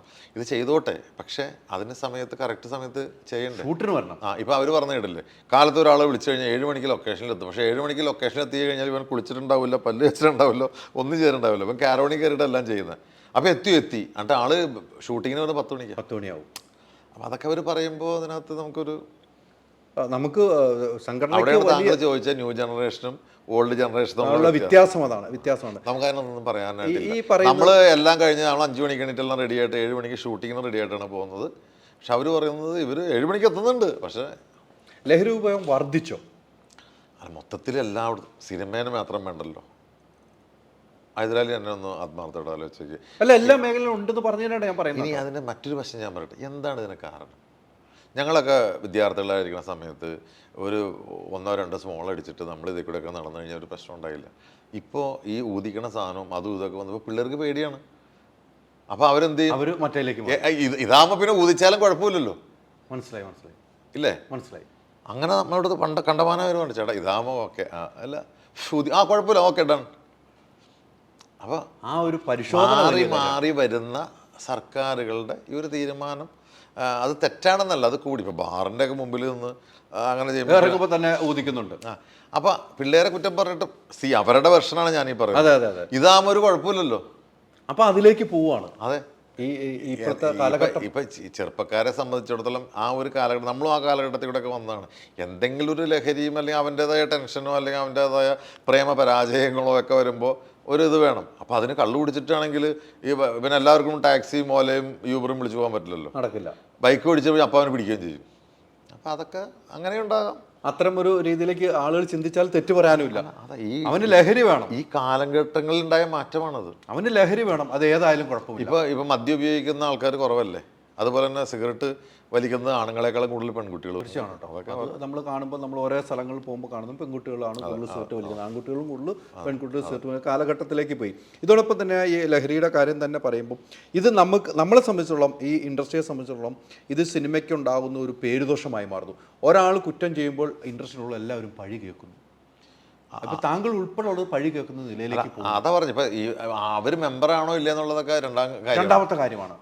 സിനിമാക്കാരൻ എന്ന് പറഞ്ഞാൽ ഇപ്പോൾ ഒരു സിനിമ അഭിനയിച്ചാലും മതി, അപ്പം തന്നെ എല്ലാം വാർത്താ മാധ്യമങ്ങളിലും വരുന്നത് എന്താ, സിനിമാ നടൻ, സിനിമാ നടി, ഏതാണ് ഏതോ ഒരു സീരിയലായിരിക്കും പിടിച്ചു അല്ലെങ്കിൽ ഏതെങ്കിലും ആ ഒരു ഇതാണ് വരുന്നത്. അപ്പം അത് ഓട്ടോമാറ്റിക്കായിട്ട് വരുന്നത് നേരെ സംഘടനയിലേക്കാണ്. അവർ മെമ്പറല്ല എന്ന് പറയേണ്ടത് പിന്നെ ബാബുവിൻ്റെ ചുമതലയാണ്. പാവം ഇടവേള ബാബുവിൻ്റെ ചുമതലയാണ്, അത് ഞങ്ങളുടെ മെമ്പറല്ല, അയ്യോ അതങ്ങനെയല്ല. അപ്പോൾ അതാണ് അദ്ദേഹത്തിൻ്റെ ഏറ്റവും വലിയ ഇത്. അപ്പോൾ ഈ പറയുന്ന പോലെ ഇപ്പം നമ്മൾ പറയുന്നത്, ഇപ്പം നമ്മൾ കഴിഞ്ഞ ചർച്ചയിൽ പറഞ്ഞു, ഒരു 3 സിനിമയെങ്കിലും ചെയ്ത അല്ലെങ്കിൽ ഒരു ഹീറോ ക്യാരക്ടർ ചെയ്ത ഒരാൾ അല്ലെങ്കിൽ പ്രധാനപ്പെട്ട ഒരു ക്യാരക്ടർ റോൾ ചെയ്ത ആൾ നിങ്ങൾ പറയൂ ഈ അംഗമാക്കാൻ. മനസ്സിലായില്ലേ? കാരണം അവർക്കും തോന്നണമല്ലോ ഞാനിതിനകത്ത് നിലനിൽക്കണമെന്ന്. വേറൊരു കാര്യമുണ്ട് ഇതിനകത്ത്, ഈ വരുന്നവരൊന്നും ഈ സിനിമയിൽ അങ്ങോട്ട് മുന്നോട്ട് പോകണം എന്നുള്ള ആഗ്രഹക്കാരല്ല. അങ്ങനെയാണെങ്കിൽ ഈ എനിക്ക് സംഘടന മെമ്പർഷിപ്പ് വേണമെന്നൊക്കെ പറയുമല്ലോ. അതെ അതെ, ഇവർക്കും ഇതാണ്, ഞാനിനി മുന്നോട്ട് പോവുമോ, എൻ്റെ അവസ്ഥ എന്താണ്. ഇപ്പോൾ 2 ലക്ഷം രൂപയോളം അവിടെ കൊടുക്കണം. ഈ 2 ലക്ഷം രൂപ കൊടുക്കണമെങ്കിൽ വേറെ കാര്യമുണ്ട്, ഒരു വർഷം 7 ലക്ഷം രൂപയുടെ ഇൻഷുറൻസ് ഇവർക്ക് ഫ്രീ ആയിട്ട് കിട്ടുന്നുണ്ട്. ഞങ്ങൾ അതുപോലെ തന്നെ ഏകദേശം 100 ചില്ലാൻ പേർക്ക് കൈനീട്ടം കൊടുക്കുന്നു, 5,000 രൂപ വെച്ചിട്ട്. അപ്പം നമ്മൾക്ക് ഒരു വർഷം വരുമാനം വേണമല്ലോ. അപ്പോൾ ഞങ്ങൾ ആരുടെയും ലവ്യൊന്നും മേടിക്കുന്നില്ല, ഒരു വരുമാനമില്ല. ഒരു മെമ്പറിൽ നിന്ന് നമ്മൾ ലവ്യോ കാര്യങ്ങളൊന്നും വാങ്ങിക്കുന്നില്ല. ഈ വക ഷോസോ കാര്യങ്ങളൊക്കെ ആയിട്ടുണ്ട്, അപ്പോൾ ഷോസും ഇല്ല. അപ്പോൾ നമ്മൾ ഇത്തിരി ദാരിദ്ര്യത്തിലാണ് പോയിക്കൊണ്ടിരിക്കുന്നത്. അപ്പോൾ എങ്കിൽ കൂടിയും ഞങ്ങൾ ഇതുവരെ ആരുടെ കൈനീട്ടം നിർത്താനോ അല്ലെങ്കിൽ ഇൻഷുറൻസ് തന്നെ ഇപ്രാവശ്യം ഘട്ടമായിട്ടാണ് അടയ്ക്കുന്നത്, കൊടുക്കാൻ പറ്റുന്നത്. അപ്പോൾ കുറച്ചൊന്ന് പിന്നെന്നറിയാമോ, ഈ പുതിയ തലമുറ വേണ്ടേ ഹൈദരാലി ഇത് മുന്നോട്ട് കൊണ്ടുപോകാൻ. അതെ അതെ, ഇപ്പോൾ ഇവരുടെ കാലം ഇപ്പം നമുക്ക് പറയണ്ടടാ എല്ലാവരും മാറണം, അവരെ ഏൽപ്പിക്കുക ഇവർ ആളില്ല, അല്ല ഇവരിനകത്തേക്ക് വരുന്നില്ല. അവരുടെ ചിന്ത എന്നറിയാമോ, ഇപ്പം ഞങ്ങൾ കഷ്ടപ്പെട്ടിട്ട് എന്തിന് ഇവർക്ക് ഇൻഷുറൻസിന് കാശടയ്ക്കണേ. മനസ്സിലായി, അത്ര ചിന്താഗതിയാണ്. അങ്ങനെ ചിന്തിക്കുന്നവരുണ്ട്, അവർക്ക് സ്വസ്ഥമായിട്ടിരിക്കും. ചേട്ടാ നമ്മൾ കഷ്ടപ്പെടുന്നതിന് ചേട്ടാ, നമ്മൾ അവർക്ക് ഇൻഷുറൻസ് അടയ്ക്കാൻ വേണ്ടിയിട്ട് നമ്മൾ കഷ്ടപ്പെടുന്നതിന് അങ്ങനെ ചിന്തിക്കുന്നത്. ആ ചിന്താഗതിയാണ് മാറേണ്ടത്. ആ ചിന്താഗതി മാറണം. മാറിയാൽ ഒന്ന് അടുത്ത് വരും. ഇപ്പോൾ ശ്രീനാഥ് ബാസി മെമ്പർഷിപ്പിന് ഓൾറെഡി വന്നിട്ടുണ്ട്. ഇനിയും ആളുകൾ വരുമെന്നുള്ള കാര്യത്തിൽ യാതൊരു സംശയമില്ല. ഈ മെമ്പർഷിപ്പ് എടുക്കേണ്ട മാനദണ്ഡം എങ്ങനെയാണ്? അല്ല അതിനകത്ത് എക്സിക്യൂട്ടീവ് കമ്മിറ്റിക്ക് വീറ്റോ പവർ ഉള്ളൊരു സംഭവമാണ് അതിനകത്ത്. ഇപ്പോൾ നമ്മൾ അതിനകത്ത് പ്രസിഡൻ്റ് ആയിരിക്കുന്ന 8 പേരോ 10 പേരോ 12 പേരോ ഉണ്ടെങ്കിൽ ഒരാൾ നോ എന്ന് പറഞ്ഞാൽ കൊടുക്കാറില്ല സാധാരണ. ഈ മെമ്പർഷിപ്പിന് ആദ്യം അപേക്ഷ കൊടുക്കണം. മിനിമം 3 സിനിമ അഭിനയിക്കണം എന്നുള്ളതാണ് അതിൻ്റെ ഒരു മിനിമം ഇത്. അപ്പോൾ ആ മെമ്പർഷിപ്പ് വരുമ്പോൾ എക്സിക്യൂട്ടീവ് കമ്മിറ്റിയിൽ ചർച്ച ചെയ്യപ്പെട്ടിട്ടാണ് മെമ്പർഷിപ്പ് കൊടുക്കാറ്. ഭയങ്കരമായ സ്ക്രൂട്ടിനി ഉള്ളൊരു സംഭവമാണ്. അപ്പോൾ അത് ഫോം അപേക്ഷ തരുമ്പോൾ കൊടുക്കുമോ? അപേക്ഷ ഫോമിനോടൊപ്പം തന്നെ നമ്മളിപ്പോൾ ഒരു അപേക്ഷ തരുന്നു, എനിക്ക് മെമ്പർഷിപ്പ് വേണം, ഞാൻ ഇങ്ങനെ 3 സിനിമയെ വെച്ചാൽ അതിൻ്റെ ഇത് തരുന്നു, ഒരു അപേക്ഷ തരുന്നു, അപ്പോൾ തന്നെ ഈ ഫോം എല്ലാം ഫില്ല് ചെയ്ത് വാങ്ങിച്ച് വെച്ച് കഴിഞ്ഞാൽ നമ്മുടെ എക്സിക്യൂട്ടീവ് മീറ്റിംഗ് ഉണ്ടാവും. എക്സിക്യൂട്ടീവ് മീറ്റിങ്ങിലാണ് ഇത് കൊടുക്കണോ വേണ്ടേ എന്നുള്ള ചർച്ച ചെയ്തപ്പെട്ടിട്ടേ കൊടുക്കുകയുള്ളൂ. ഇയാൾക്ക് കൊടുക്കണോ വേണ്ടേ? കാരണം ഒരു അംഗത്തിനെ നമ്മൾ എടുക്കുമ്പോൾ ഞങ്ങൾക്കൊരു വർഷം 40,000 രൂപ ചിലവാണ്. എങ്ങനെയാണ്? അതായത് 32,000 ചില്ലാൻ രൂപ ഇൻഷുറൻസിനും ബാക്കി ഇവർക്കുള്ള കത്തിടപാടുകളും കാര്യങ്ങളൊക്കെ ആയിട്ട് 40,000 രൂപ ഒരു അംഗത്തിന് ചിലവ് ഒരു വർഷം. അപ്പോൾ നമ്മളതിനെക്കുറിച്ച് വളരെ പിന്നെ ഒരു പ്രായമുള്ള ആളാണെങ്കിൽ കൈനീട്ടം കാര്യങ്ങളും ഒക്കെ ആയിട്ട്. അപ്പോൾ നമ്മളതിനെക്കുറിച്ച് അതോടൊപ്പം തന്നെ ഇതിനൊരു മാനദണ്ഡമുണ്ട്. അപ്പോൾ അത് ചർച്ച ചെയ്യപ്പെട്ടിട്ടാണ് എടുക്കുക. അതിനകത്ത് ഏറ്റവും വലിയ കാര്യം എന്ന് വെച്ചാൽ ഈ ഇരിക്കുന്ന എത്ര പേര് പ്രസിഡൻ്റാണ്, കോറത്തിൽ ഒരാൾ നോ പറഞ്ഞാൽ കൊടുക്കാൻ പറ്റില്ല. അതാണ് ഏറ്റവും വലിയൊരു കടമ്പ. അതിൽ ഭൂരിപക്ഷമില്ല, ഭൂരിപക്ഷം ഒരാള് നോ പറഞ്ഞു, വീറ്റോ ആണ്. അങ്ങനെയാണ് മെമ്പർഷിപ്പ് പാസ്സാക്കുന്നല്ലേ. അതാണ് ഇതുവരെയുള്ള കീഴ്വഴക്കം. അത് തന്നെയല്ലേ തുടരാൻ തീർച്ചയായിട്ടും അല്ലേ. ഇപ്പം ശ്രീനാഥിൻ്റെ മെമ്പർഷിപ്പിൽ ഒന്നും ഇനി വരുന്നുണ്ടായിരിക്കാം. ആ മെമ്പർഷിപ്പ് ഒരാൾ എതിർത്താൽ നമുക്ക് കൊടുക്കാൻ പറ്റില്ല. അപ്പം നമ്മളിത് ഇനിയിപ്പോൾ ആരും എതിർത്തില്ല, നമ്മൾ കൊടുക്കുകയും ചെയ്തു. ഈ മെമ്പർഷിപ്പ് എടുത്തു കഴിയുമ്പോൾ ഇവർ വീണ്ടും വീണ്ടും പ്രശ്നങ്ങൾ ഉണ്ടാക്കുമ്പോൾ എന്ത് ചെയ്യും നിങ്ങൾ? അല്ല, അങ്ങനെയൊന്നും ആരും അല്ല. അതെന്താ അറിയാമോ, അത് ഇവരെ പറഞ്ഞ് മനസ്സിലാക്കാത്തതുകൊണ്ടാണ്. ഇപ്പം കാര്യത്തിൽ ഇതിനു മുമ്പ് പ്രശ്നമുണ്ടായി, അതിനുശേഷം മെമ്പർഷിപ്പ് എടുക്കുന്നു, വീണ്ടും പ്രശ്നങ്ങൾ ഉണ്ടാക്കും. അതെ, പക്ഷെ അതിനകത്തും രണ്ട് വശമുണ്ട്. നമ്മൾ പറയുമ്പോൾ എല്ലാം പറഞ്ഞല്ലോ, ഈ ഷൈനികത്തിൻ്റെ കാര്യം രണ്ട് വശമുണ്ട്. പക്ഷെ ആ രണ്ട് വശത്തിൽ ഈ ഷൈനികത്തിൻ്റെ വശം ഞങ്ങൾക്ക് പ്രസൻറ്റ് ചെയ്യാൻ പറ്റിയില്ല എന്ന് വെച്ച് കഴിഞ്ഞാൽ എന്തുകൊണ്ട്? അതെന്ന് വെച്ചാൽ അദ്ദേഹം റിട്ടേൺ ആയിട്ടൊരു എഡിറ്റിംഗ് കാണണം, അങ്ങനെ കുറച്ച് കാര്യങ്ങൾ അവിടെ ചെയ്തു. അപ്പോൾ അത് വന്നു കഴിഞ്ഞപ്പോൾ ചർച്ചയ്ക്ക് മുമ്പ് ഈ പ്രശ്നങ്ങൾ സോൾവ് ചെയ്യുന്ന മുമ്പ് ചർച്ചയ്ക്ക് മുമ്പ് നിങ്ങൾ വരണമെന്ന് പറഞ്ഞിട്ട് വന്നുമില്ല എന്നാണ് ഞാൻ അറിഞ്ഞത്. അല്ല, അത് രണ്ടാമത്തെ. പക്ഷേ ഈ റിട്ടേൺ ആയിട്ട് അവിടെ ഒരു സംഭവം ചെന്നപ്പോൾ നമുക്ക് പറയുന്നതിനൊരു ഇത് വേണ്ടേ, നമ്മുടെ ഭാഗത്ത് നിന്നുള്ളൊരു കാര്യം പറയുന്നതിന് വേണ്ട. പക്ഷേ രണ്ട് വശമുണ്ട്. ഇപ്പോൾ ഷെയ്ൻ്റെ ഭാഗത്തുനിന്ന് പറഞ്ഞാൽ നമ്മൾ പറയും അതാണ് ശരിയെന്ന് പറയും, അവരുടെ ഭാഗത്തുനിന്ന് പറഞ്ഞാൽ അതാണ് ശരിയെന്ന് പറയും. ഇപ്പോൾ എപ്പോഴും നമ്മൾ ക്രൂശിക്കപ്പെടുന്ന ഒരു വ്യക്തിയെ ഒരാൾ ക്രൂശിക്കപ്പെട്ടാൽ പിന്നെ എല്ലാവരും കൂടി അങ്ങ് വളഞ്ഞിട്ട് ആക്രമിക്കാമെന്ന് പറയില്ലേ. അപ്പോൾ അങ്ങനെ ഒരു സംഭവം അതിനകത്തുണ്ട്. പക്ഷേ അവിടുത്തെ ആ ഒരു സംഗതിനകത്ത് നമുക്ക് വേണ്ടി വന്ന സംഭവിച്ചാൽ ഒരു ചരട് വേണം. അതിപ്പോൾ ഫെഫ്കെ ആയാലും ഡിസ്ട്രിബ്യൂട്ടർ അസോസിയേഷൻ ആണെങ്കിലും എക്സിബിറ്റേഴ്സാണ് ഇതിൻ്റെ ടോപ്പ്. അവരൊരു പടം ഞങ്ങൾ കളിക്കില്ല എന്ന് പറഞ്ഞാൽ കഴിഞ്ഞു, തീർന്നു. അപ്പോൾ ഇവരെല്ലാവരും കൂടിയെടുത്ത സംഭവത്തിനകത്ത് നമ്മൾ സംഘടനകളെല്ലാം കൂടി ഒരുമിച്ച് പോകാൻ ആഗ്രഹിക്കുന്നത്. കാരണം എന്തിനാണെന്ന് പറയുമ്പോൾ ഇൻഡസ്ട്രിക്ക് വേണ്ടി നന്നാകാൻ. മലയാള സിനിമ ഇപ്പോൾ തിയേറ്ററിലേക്ക് ആളില്ല എന്ന് താങ്കൾ ആദ്യം പറഞ്ഞ ഘട്ടത്തിൽ നിൽക്കുമ്പോൾ ഞങ്ങൾ അവരുമായിട്ട് മേടിച്ചില്ല, ഇല്ല അങ്ങനെയല്ല എന്ന് പറഞ്ഞ് നമുക്ക് പോകാനായിട്ടുള്ളൊരു സാഹചര്യമല്ല. നിങ്ങൾ സറണ്ടർ ആയിപ്പോയി അല്ലേ? സറണ്ടർ ആവാന്നല്ല, കാരണം നമുക്കൊരാളുടെ അടുത്ത് പറയുന്നത്, കാരണം എല്ലാവരും ഇത് ആരും അന്യരല്ലല്ലോ. ഈ ചുറ്റും ഇരിക്കുന്ന ആൾക്കാരെല്ലാം അന്യരല്ല. ഇപ്പോൾ അവിടെ ഇരിക്കുന്ന സിയാദിക്കായാലും സുരേഷ് ചേട്ടനായാലും രഞ്ജിത്ത് ചേട്ടനായാലും ബി ഉണ്ണികൃഷ്ണൻ, എല്ലാം നമ്മൾ സ്ഥിരം കാണുന്ന അവർ ഒരാളിതായിട്ടില്ല, ഒരു വസ്തുനിഷ്ഠമായിട്ട് പറയും. ഇപ്പോൾ ആൻഡ്രി ജോസഫ് അവരടക്കം ഇത് പറയുമ്പോൾ നമ്മൾ എന്ത് പറയും? നമുക്ക് ഒറ്റ കാര്യമല്ല, ഇല്ല ഞങ്ങളില്ല എന്ന് പറഞ്ഞാൽ പിന്നെ ഒരു സമരത്തിലേക്ക് അങ്ങനെ പോകാൻ പറ്റിയൊരവസ്ഥയല്ല. അപ്പോൾ ഇത് 2 വർഷമുണ്ട്. ഇപ്പോൾ താങ്കൾ പറഞ്ഞ 2 വർഷം, ഷൈൻ നിഗം പറയുന്ന ഒരു വർഷവും പ്രൊഡ്യൂസർ ഒരു വർഷവും, ഈ രണ്ടും പരിശോധിക്കേണ്ട താരസംഘടന തീർച്ചയായിട്ടും. അല്ല നമ്മൾ പരിശോധിച്ചെല്ലാം അപ്പോഴല്ലേ ഈ മറ്റേ മെയിൽ അവിടെ ചെല്ലണേ. നിങ്ങൾ പരിശോധിച്ച് വരികയാണ്. അത് ഞങ്ങൾ പരിശോധിച്ചെല്ലാം കഴിഞ്ഞ് നമ്മൾ എന്താ പറയേണ്ടതെന്നൊക്കെ വെച്ച് അപ്പോഴാണ് ഇങ്ങനൊരു മെയിൽ അവിടെ അദ്ദേഹത്തിന് എന്തോ ഒരു തെറ്റ് പറ്റി അങ്ങനെ ഒരു സംഭവം അവിടെ ചെല്ലുന്നതും. അല്ല, തെറ്റ് പറ്റിയായിരിക്കുമല്ലോ, LKG പഠിക്കുന്ന കുട്ടിയൊന്നുമല്ലോ. അല്ല, പക്ഷെ എന്നാലും ഞാനേ പറഞ്ഞത് എന്താണെന്നറിയാമോ, ഈ 10-26 വയസ്സല്ലേ ഉള്ളൂ. ഇവിടെ നമുക്ക് ഇത്ര വയസ്സായിട്ട് പോലും നമ്മൾ ചെയ്യുന്നത് കറക്റ്റല്ല.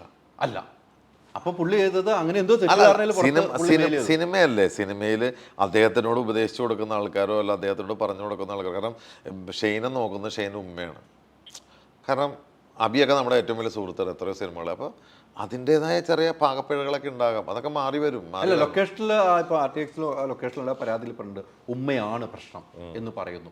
അത് നിങ്ങളുടെ അടുത്തും ആ പരാതി തന്നിട്ട് ഇതിന് റിട്ടേൺ ആയിട്ട് അമ്മയ്ക്ക് ഒരു പരാതി ഷൈൻ തന്നിട്ട് മറുപടി തന്നിട്ടുണ്ട്. എന്നെ ഉമ്മയെ മോശമായിട്ട് ഈ പ്രൊഡ്യൂസറിൻ്റെ ഭർത്താവ് മോശമായി സംസാരിച്ചു, എനിക്ക് തന്നിരുന്ന പഴയ ക്യാരമാനിൽ പാറ്റ വരെ എൻ്റെ ചെവി കയറുന്ന ഒരു പരാതി അമ്മയ്ക്കും തന്നിരുന്നു. അത് നിങ്ങൾ പരിശോധിച്ചപ്പോൾ എന്താണ് തോന്നിയത്? അല്ല, അതിനകത്ത് എന്നറിയാമോ, ഇപ്പം നമുക്കതിനകത്തൊരു പൂർണ്ണമായിട്ടുള്ളൊരു, ഞാനത് പറഞ്ഞ ഈ നമ്മുടെ സംസാരിക്കാനുള്ള വോയിസ് ഇല്ലാണ്ടായി പോകുന്ന ഘട്ടങ്ങളിൽ നമുക്കതൊന്നും പറയാൻ പറ്റില്ല. നമ്മളവിടെ ആകെ വേണ്ടത് ഞങ്ങളുടെ അംഗമാണ്. ആ അംഗത്തിനെ സംരക്ഷിക്കാനുള്ള ബാധ്യത നമ്മൾ ഒരിക്കലും ഒരു അംഗത്തിനെ നമ്മുടെ തെറ്റ് ചെയ്താൽ സംരക്ഷിക്കൂ. തെറ്റ് ചെയ്യാന്നല്ല, തെറ്റ് ചെയ്താൽ സംരക്ഷിക്കും. ശരിക്കും അത് ഞങ്ങളുടെ ബൈലോ തന്നെ പറയുന്നല്ലോ, തെറ്റ് ചെയ്ത് സംരക്ഷിക്കാൻ പാടില്ലല്ലോ, തെളിവ് സഹിതം നമുക്ക് വേണം. പിന്നെ തീർച്ചയായിട്ടും. അപ്പോൾ അതുകൊണ്ടല്ലേ നമ്മളിത് സമ്മതിച്ചത്, തെളിവ് കിട്ടി. അല്ല, നമ്മൾ ഈ ചരിത്രത്തിൽ ആദ്യമായിട്ട് ഞങ്ങൾ ഓക്കെ എന്നും പറഞ്ഞ് ഇറങ്ങിപ്പോരും. അപ്പോൾ തെളിവ് സഹിതം നിങ്ങൾക്ക് കിട്ടി, അല്ലാതെ ഈ പ്രശ്നങ്ങളുണ്ട്. അല്ല, അപ്പോൾ ഈ പറയുന്ന എല്ലാവരും എഴുന്നേറ്റ് എന്ന് പറയുന്നു. അവിടെ നമ്മൾ നോക്കേണ്ടത് നമ്മുടെ സിനിമകളാണ്. അവിടെ ഒരു അംഗമോ ഒരു അവിടെ വ്യവസായം നിലച്ചു, ബാബുരാജ് ആണെങ്കിൽ പോലും അത് ഞാനായാൽ പോലും അവിടെ വ്യവസായം നിലച്ചു പോകാൻ പാടില്ല. മനസ്സിലായി? തെറ്റിയാതൊരാരുമില്ല. ഇതിൽ ഈ പരിഹാരങ്ങളാണ് വേണ്ടത്. പക്ഷെ പരിഹരിച്ചിട്ടും വീണ്ടും പ്രശ്നം ഉണ്ടാകുമ്പോൾ നമ്മൾ എന്ത് ചെയ്യും? ഒന്നും ചെയ്യാൻ പറ്റില്ല. അപ്പോൾ കൃത്യമായ തെളിവ് സഹിതമാണ് നിങ്ങളുടെ മുമ്പിലേക്ക് നിരത്തിയത് നിങ്ങൾ അവിടെ മീറ്റിങ്ങിന് പോകുന്നത്. അതുകൊണ്ട് മാത്രമാണ് അന്ന് ആ വാർത്താ സമ്മേളനം അതിനല്ല അവരെല്ലാവരും ഈ പറയുന്ന പോലെ അവർ എക്സിബിറ്റേഴ്സൊക്കെ ആയിട്ട് സംസാരിച്ചിട്ട് ഒരു തീരുമാനത്തിലായിരുന്നു. എഡിറ്റിംഗ് കാണണമെന്നൊക്കെ വാശി പിടിക്കുന്നത് ബാബുരാജൊക്കെ എത്ര തലമുറയായിട്ട് അഭിനയിച്ചു വരുവാണ്. ഒരു എഡിറ്റിംഗ് കാണണം, അല്ലെങ്കിൽ എനിക്ക് പ്രാധാന്യമുണ്ടോ എന്ന് കണ്ടതിന് ശേഷം ഞാൻ ബാലൻസ് ചെയ്യുള്ളൂ എന്ന് പറയുന്നത് ധാർഷ്ട്യമല്ലേ അത്? അല്ല, പക്ഷെ അതിൻ്റെ മറുപടി സാന്ദ്ര പറയുന്ന മറുപടി പറഞ്ഞില്ല. കാരണം എഡിറ്റിംഗ് കാണുക എന്നുള്ളത് അത്ര വലിയതൊന്നുമല്ല, ഇവർ തന്നെ കാണിക്കുന്നൊക്കെ ഉണ്ട്. അപ്പോൾ അത് പറയുന്നതിൽ അല്ല, പറയുന്ന വാക്കിൽ എനിക്ക് കണ്ടേ പറ്റുള്ളൂ എന്ന് പറയും, എനിക്ക് കാണണമെന്നും കണ്ടേ പറ്റുമെന്നും രണ്ടും രണ്ടാണ്. ഇപ്പം താങ്കൾ പറഞ്ഞ ഞാനത് വേറെ രീതിയിലും പറയട്ടെ, എനിക്ക് കാണണം ചേട്ടാ എന്ന് പറഞ്ഞാൽ കഴിഞ്ഞില്ലേ? അതെ, അതാണ് ഇത് നിങ്ങൾ പറയുമ്പോൾ എനിക്ക് കാണണം പറയുന്നതിന്റെ ഇതാണ് പറഞ്ഞത്. അത് നിങ്ങൾ പറയണതിന്റെ കുഴപ്പമാണ്. അതാണ് ഞാൻ പറഞ്ഞത്. ഇത് ഒരു വ്യക്തിയെ കുറിച്ച് ഇപ്പം ഞാനിപ്പോൾ എന്നെ കുറിച്ച് തന്നെ പറയും, ഞാൻ ചെയ്യാത്ത എന്തോരം കാര്യങ്ങൾ എൻ്റെ പേരിൽ ആരോപണമുണ്ട് ഇല്ലേ?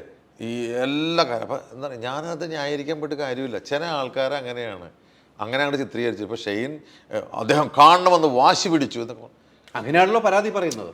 അത് എഴുത്തല്ലേ, ഈ ലാംഗ്വേജ് അല്ലല്ലോ. ഇപ്പം ഞാനൊരു കത്ത് താങ്കൾക്ക് എഴുതിയാൽ അതിന് എങ്ങനെ ഇത്ര ധാർഷ്ട്യം ഉണ്ടെന്ന് എങ്ങനെ മനസ്സിലാക്കാൻ പറ്റും? എനിക്ക് എഡിറ്റിംഗ് കാണണം, എനിക്ക് ഇമ്പോർട്ടൻസ് ഉണ്ടോ എന്ന് അറിയണം, എന്നാലേ ഞാൻ തുടർന്ന് അഭിനയിക്കുന്നു എന്ന് പറയുന്നു.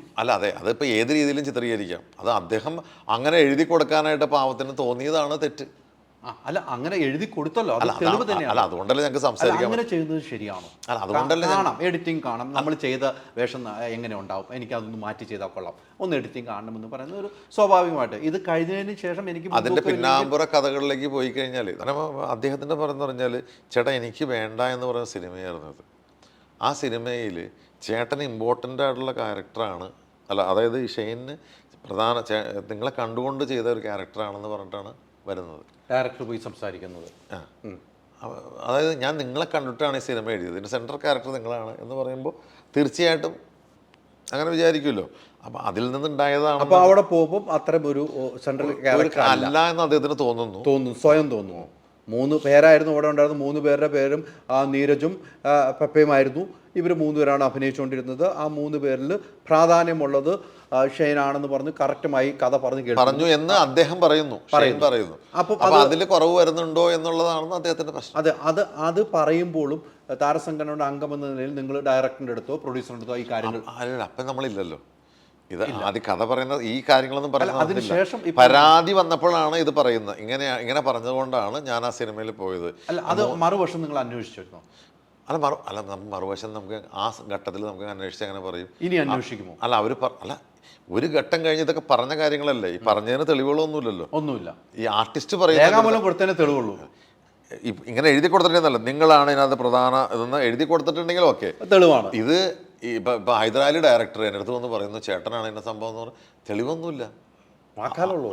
അപ്പോൾ അങ്ങനെയുള്ള പ്രശ്നം ഇതിനകത്ത് ഇപ്പം നമ്മൾക്ക് ഇതിനകത്ത് ഇപ്പോൾ ആരും കുറ്റം പറയാൻ പറ്റാത്ത കണ്ടീഷൻ. കാരണം വെച്ചാൽ ഈ കുറച്ചൊക്കെ സിനിമ മനസ്സിലാക്കാനായിട്ട് പുതിയ കുട്ടികളൊന്നുകൂടി ശ്രമിക്കണം. ഇത് നമ്മുടെ ഒരു അന്നമാണ്, പിന്നെ അല്ലേ? തീർച്ചയായിട്ടും ആ ഒരു കാര്യത്തിൽ അവർക്കത് മനസ്സിലായിട്ടുണ്ട്. ഞാൻ ഇവരോടൊക്കെ സംസാരിക്കുന്നതാണ്. ഞാനിപ്പോൾ ഷെയ്നോടും ഇവരോടൊക്കെ സംസാരിക്കുന്ന ആളാണ്. ഞാൻ അവരോടൊക്കെ പറയും, മക്കളെ അത് കുഴപ്പമില്ല, അതൊക്കെ നമ്മളൊരു ഞാനിങ്ങനെ പറയും മോനെ മാങ്ങ ഉള്ള മാവിലല്ലേ എറിഞ്ഞോട്ടെ, അപ്പോൾ അതുകൊണ്ട് നിങ്ങൾ സമാധാനമായിട്ടിരിക്കും, നിങ്ങൾ പ്രാർത്ഥിക്കൂ, എല്ലാം നന്നായി വരും. ഇതിൻ്റെ കൂടെ നിൽക്കുന്നവരാണോ ഇവരെ ഇങ്ങനെ വഴിതെറ്റിക്കുന്നത്? അല്ല, അങ്ങനെയല്ല ചരിത്രം കണ്ടിരിക്കുന്നത്. മലയാള സിനിമയിൽ നിന്ന് ഔട്ടായി പോയിരിക്കുന്ന പലരും കൂടെ നിൽക്കുന്നവർ ഇവരറിയുന്നില്ല. പ്രൊജക്റ്റുകളൊക്കെ ഇല്ലാണ്ടായിക്കൊണ്ടിരിക്കുകയായിരിക്കും. കാരണം ഇവരിലേക്ക് ഡയറക്റ്റ് ഫോൺ ചെയ്താലും കിട്ടൂലല്ലോ. ഇപ്പം താങ്കൾക്ക് എന്നെ എന്ന് വിളിച്ചാലും കിട്ടും, അതെ, ഞാൻ താങ്കളെ തിരിച്ചു വിളിക്കും. എത്രയോ ആൾക്കാരുണ്ട് ഫോൺ വിളിച്ചാൽ കിട്ടാത്ത. അത് മറ്റാളുകളിലേക്ക് പോകണം നമ്മൾ. അവരെ പോയാലും കിട്ടൂലല്ലോ, കിട്ടില്ല. അത് വിളിക്കാമെന്ന് പറയും.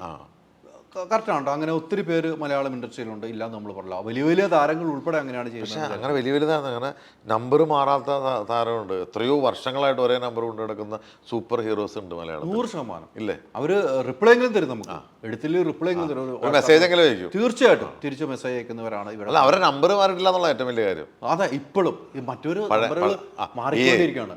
25 നമ്പർ നമ്മുടെ അടുത്തുണ്ട് ഒരാളുടെ. അതോടൊപ്പം തന്നെ ഇപ്പം സുരേഷ് കുമാർ പറഞ്ഞ മറ്റൊരു പ്രധാനപ്പെട്ട കാര്യമാണ് അമിത ശമ്പളം വാങ്ങുമ്പോൾ, അല്ലേ? ഇപ്പം ബാബുരാജ് എന്ന് പറഞ്ഞ വ്യക്തിയുടെ ഒരു സിനിമ വിജയിച്ചു, ഉദാഹരണമാണ്, താങ്കളുടെ പേര് വേണ്ട, വേറെ ഒന്നും തെറ്റിദ്ധരിക്കല്ല, വിജയിക്കുന്നു. ആ സിനിമ വിജയിച്ച് ചെയ്യുമ്പോൾ 3 സിനിമ പരാജയപ്പെട്ടായിരിക്കും ഒരു സിനിമ വിജയിക്കുന്നത്. അടുത്ത സിനിമയിൽ ബാബുരാജ് പറയണം, ഞാൻ ആ സിനിമയിൽ വില 50 ലക്ഷമാണ്, ഇത് വിജയിച്ചു, അവിടെ സക്സസ് ആണ്, എനിക്ക് 75 ലക്ഷം വേണം. ആ പറയുന്നതിൽ യോജിക്കാൻ പറ്റുമോ? അല്ല, അതൊക്കെ യോജിപ്പില്ലെങ്കിൽ അവർ എടുക്കേണ്ടെന്ന് അയാളെ പ്രൊഡ്യൂസർ തീരുമാനിക്കും. അതെ, പിന്നെ അല്ല, അത്രയല്ലേ ഉള്ളൂ. ഞാൻ പറയുന്നത് പ്രധാനപ്പെട്ട ഒരു പ്രൊഡ്യൂസർ അയാളുടെ അടുത്തേക്ക് പോകുന്നില്ല എന്നുള്ളതാണ് സത്യം. പുതിയൊരാളാണ് വരുന്നത്. ഒരു സിനിമ ചെയ്ത പ്രൊഡ്യൂസർ ബാക്ക് ടു ബാക്ക് അവരെ വെച്ച് പടം ചെയ്യുന്നില്ല. ആ അതായത് സിനിമ ചെയ്യുന്ന പ്രൊഡ്യൂസർ XYZ ആരെങ്കിലും ആയിക്കോട്ടെ, അവർ ഈ വ്യക്തിയുടെ അടുത്തേക്ക് പോവില്ല. അവർ പോകുമ്പോൾ അവർക്ക് ഉള്ള റേറ്റ് ഉണ്ടാവും. ഇത് ഏതെങ്കിലും ഒരു പുതിയ ആളാണ് വരുന്നത്, അപ്പോൾ അദ്ദേഹം ഇയാൾക്കുള്ള എല്ലാ ഫെസിലിറ്റിയും ചെയ്യാൻ റെഡിയാണ്. അപ്പോൾ അവർ പൊട്ടിക്കഴിഞ്ഞാലും ഞാനൊരു 10 ലക്ഷം രൂപ ഇതിൽ കൂടുതൽ വാങ്ങിക്കുന്നു. മനസ്സിലായി? ഞാൻ താഴേക്ക് പോയാൽ എനിക്കെല്ലാം താഴേക്ക് പോകും. അപ്പോൾ അതിനൊന്നും ആർട്ടിസ്റ്റിനെ കുറ്റം പറഞ്ഞിട്ട് കാര്യമൊന്നുമില്ല. അത് നിർമ്മാതാക്കൾ തീരുമാനിക്കണം. ഈ നിർമ്മാതാക്കളെ അങ്ങോട്ട് കൊണ്ടുപോകുന്ന ഈ പറയുന്ന പ്രൊഡക്ഷനോട് ബന്ധപ്പെട്ട മാനേജർമാരും കൺട്രോളർമാരൊക്കെ തീരുമാനിക്കണം. ഇദ്ദേഹത്തിന് ഇത്രയല്ലേ വാല്യൂ ഉള്ളൂ, എന്തിനാ ഊതിപ്പെരിപ്പിച്ച് ഇത്രയും കൊണ്ടുപോകുന്നത്. എനിക്ക് ഇപ്പോൾ അവർ പറഞ്ഞ പോലെ 1 കോടി ക്ലബ്ബ്, 5 കോടി ക്ലബ്ബ്, 10 കോടി ക്ലബ്ബ് ഒക്കെ പ്രൊഡ്യൂസർമാർ പറഞ്ഞാൽ ശരിയാ, കേക്ക് മുറിക്കലും ഒക്കെ ശരിയാണ്. അല്ല, കുറേയൊക്കെ നമ്മൾ ഈ പറയുന്ന പോലെ നമുക്കെല്ലാം അന്ധമായിട്ട് എതിർക്കാൻ പറ്റില്ല. നമ്മൾ അംഗീകരിച്ചാൽ പിന്നെ അല്ല, നമ്മൾ നേരിട്ട് കാണുവാണ്. അല്ല, ഇത് എല്ലാം ഈ പറയുന്ന പോലെ നമുക്ക് പരിചയമുള്ള ആൾക്കാരല്ലേ, ഇവർക്ക് വെറുതെ നുണ പറയേണ്ട കാര്യമൊന്നുമില്ല, കുറേയൊക്കെ ശരിയാണ്, കൃത്യമാണ്. അപ്പോൾ ഈ സാലറി വർധനവുമായിട്ട് ബന്ധപ്പെട്ട് നോക്കുമ്പോൾ എന്തിനാണ് ഇവരുടെ പിന്നിൽ ഇവർ പോകുന്നത്? പിന്നെ ഇവർക്ക് ആ സാലറി സൂട്ടായ ആൾ കൂടെ പോയപ്പോൾ അപ്പോൾ പ്രശ്നം തീർന്നല്ലോ. ഇത് തെറ്റിദ്ധരിപ്പിച്ച അവരെ വേണമെന്നാലും അവൻ്റെ സാലറി കൊടുക്കാനും പറ്റില്ല എന്ന് പറഞ്ഞാൽ ന്യായം. പിന്നെ എല്ലാം കൊടുക്കുകയും ചെയ്യാൻ ലാസ്റ്റ് വേണ്ട, ലാസ്റ്റല്ലേ ഇത് പറയുന്നത്, ലാസ്റ്റാണ് കുറ്റം പറയുന്നത്. ഈ പറയുന്ന പോലെ ഈ വേണമെങ്കിൽ ഈ ലഹരി മുതൽ എത്തിച്ചു കൊടുക്കും ഇവർ. നിങ്ങൾ ഈ പറയുന്ന അഭിനയിപ്പിക്കാൻ വേണ്ടി ഡേറ്റ് കിട്ടാൻ വേണ്ടിയിട്ട്, ഡേറ്റിന് വേണ്ടി. ഈ വരുന്നതൊക്കെ പുതിയ പ്രൊഡ്യൂസർമാർ ഒത്തിരി വരുന്നുണ്ട് ഇൻഡസ്ട്രിയിലേക്ക്. പുതിയതായിട്ട് വരുന്ന ആൾക്കാർക്കാണ് ഇത് ഏറ്റവും കൂടുതൽ ഇങ്ങനെയുള്ള സംഭവങ്ങൾ ഉണ്ടാവുക. അതിനുവേണ്ടി പ്രൊഡ്യൂസർ അസോസിയേഷനിൽ കൗൺസിലിംഗ് ഒക്കെ ഉണ്ടായിരുന്ന ഒരു സമയത്ത്, ഇപ്പം അതൊക്കെ മാറി, അതെല്ലാം മാറിയിട്ടുണ്ട്. അവരാണ് വന്ന് ഇതിലേക്ക് വീഴുന്നത്. എനിക്ക് തോന്നുന്നു ബ്ലാക്ക് മണി വൈറ്റ് മണി ആക്കാനൊക്കെ. അല്ല, അങ്ങനെയൊന്നുമല്ല. ഇതിൻ്റെ ഒരു മാന്ത്രിക വലയത്. കാരണം വെച്ചാൽ സിനിമയിലൊരു ഒരു 10 ലോറി ഉണ്ടായാലോ 50 ബസ് ഉണ്ടായാലോ എന്നൊരു പേരുമില്ല. ഒരു സിനിമ പ്രൊഡ്യൂസ് ചെയ്യുമെന്ന് പറഞ്ഞാൽ ഭയങ്കര പേരാണത്. നിങ്ങൾ ആലോചിച്ചിട്ടില്ലേ? പ്രൊഡ്യൂസറാണ് സിനിമയുടെ. നിങ്ങൾക്കൊരു 50 ലോറി ഉണ്ടായിക്കോട്ടെ, ഏതാണ് മറ്റേ ചക്കരയുടെ ഓണറാണ്, ആരെങ്കിലും അറിയോ? അവിടെ മാത്രമേ അറിയുള്ളൂ. സിനിമ പ്രൊഡ്യൂസ് അങ്ങനെയുള്ളൊരു മാന്ത്രികമായ ഒരു എന്താ പറയുക, ഒരു ഇതിനകത്തേക്ക് വന്ന് കയറുന്നതായിരിക്കും. എനിക്കൊരു സിനിമ ചെയ്യണം, അങ്ങനെ വന്ന് കയറുന്നവരായിരിക്കും. അല്ലെങ്കിൽ ഇപ്പോൾ ഒരു ആന്നിച്ചേട്ടനാവണം, ഒരു ആന്നി പെരുമ്പാവൂരാവണം, അല്ലെങ്കിൽ എനിക്കൊരു ആൻഡോ ജോസഫ് ആവണം, അല്ലെങ്കിൽ ഒരു ലിസ്റ്റിൻ സ്റ്റീഫൻ ആവണം എന്നൊക്കെ വരച്ചിട്ട് വരുന്നവരായിരിക്കും. അവരൊരു സിനിമയോട് പോവാണ്. കാരണം വെച്ചാൽ ആ വരുന്ന ഒരു ടൂറിസ്റ്റ് പോലെ വന്ന് പോകുന്നു അല്ലേ എന്നാണ് സുരേഷ് കുമാർ പറഞ്ഞല്ലോ. ടൂറിസ്റ്റ് പോലെ വന്നു പോകുന്നു അവര്. ജസ്റ്റ് ഒന്ന് എൻജോയ്. സുരേഷിനൊക്കെ എത്രയും വർഷങ്ങളായിട്ടുള്ള പരിചയമുള്ള ആൾക്കാർ. അപ്പം നമുക്ക് അവർ പറയുന്ന കുറേ കാര്യങ്ങളിൽ നമുക്ക് തർക്കിക്കാമെങ്കിലും അതിന് അടിസ്ഥാനമായിട്ട് നമുക്കൊന്ന് തർക്കാം. അത് സിയാദക്കൊക്കെ എന്ന് വെച്ചാൽ സിനിമയെടുത്ത് സ്വന്തം വീട് മുതൽ പോയ ആളാണ്. അതെ അതെ അതെ അതെ. അപ്പോൾ അവരൊക്കെ ഇപ്പോഴും ഇൻഡസ്ട്രിയിലും ഉണ്ട്. പിന്നെ അല്ല, അതാ പറഞ്ഞ. അപ്പോൾ അവരൊക്കെ ഒരു കാര്യം പറയുമ്പോൾ നമുക്കൊക്കെ അത് അംഗീകരിച്ചേ പറ്റുള്ളൂ. സത്യങ്ങളുണ്ട്, അതുകൊണ്ടാണ് അവർ ഇറങ്ങിത്തിരിക്കുന്നത് എന്നുള്ളത് നമ്മൾ അംഗീകരിച്ചു. ആ അംഗീകാരം ഉള്ളത് കൊണ്ട് തന്നെയാണ് നിങ്ങളൊക്കെ നമ്മളന്ന് സൈലന്റ് ആയിട്ടിരുന്നത്. കാരണം ഇൻഡസ്ട്രി മുന്നോട്ട് പോകണം, എന്നാലല്ലേ എല്ലാവർക്കും ജോലി ഉണ്ടാവും. സൈലന്റ് ദൂഷ്യം ചെയ്തോ? അല്ല, ദൂഷ്യം ചെയ്യില്ലല്ലോ, ഒരിക്കലും ചെയ്യില്ല. നമ്മളെല്ലാം, ഞാൻ പറഞ്ഞില്ല, നമ്മളെല്ലാം ശുഭാപ്തി വിശ്വാസക്കാരാണ്. എല്ലാം നല്ലതിലേക്ക് വരും. നിങ്ങളൊരു കുറ്റം ചെയ്തു, നിങ്ങളൊരു 3 മാസം ശിക്ഷിച്ചു. ഈ 3 മാസം ശിക്ഷ കഴിഞ്ഞാൽ നിങ്ങൾക്ക് നല്ല അടപ്പ് കിട്ടുമല്ലോ. അത് കിട്ടില്ലേ? പിന്നെയും നന്നായില്ലെങ്കിൽ അത് നന്നാവണമല്ലോ.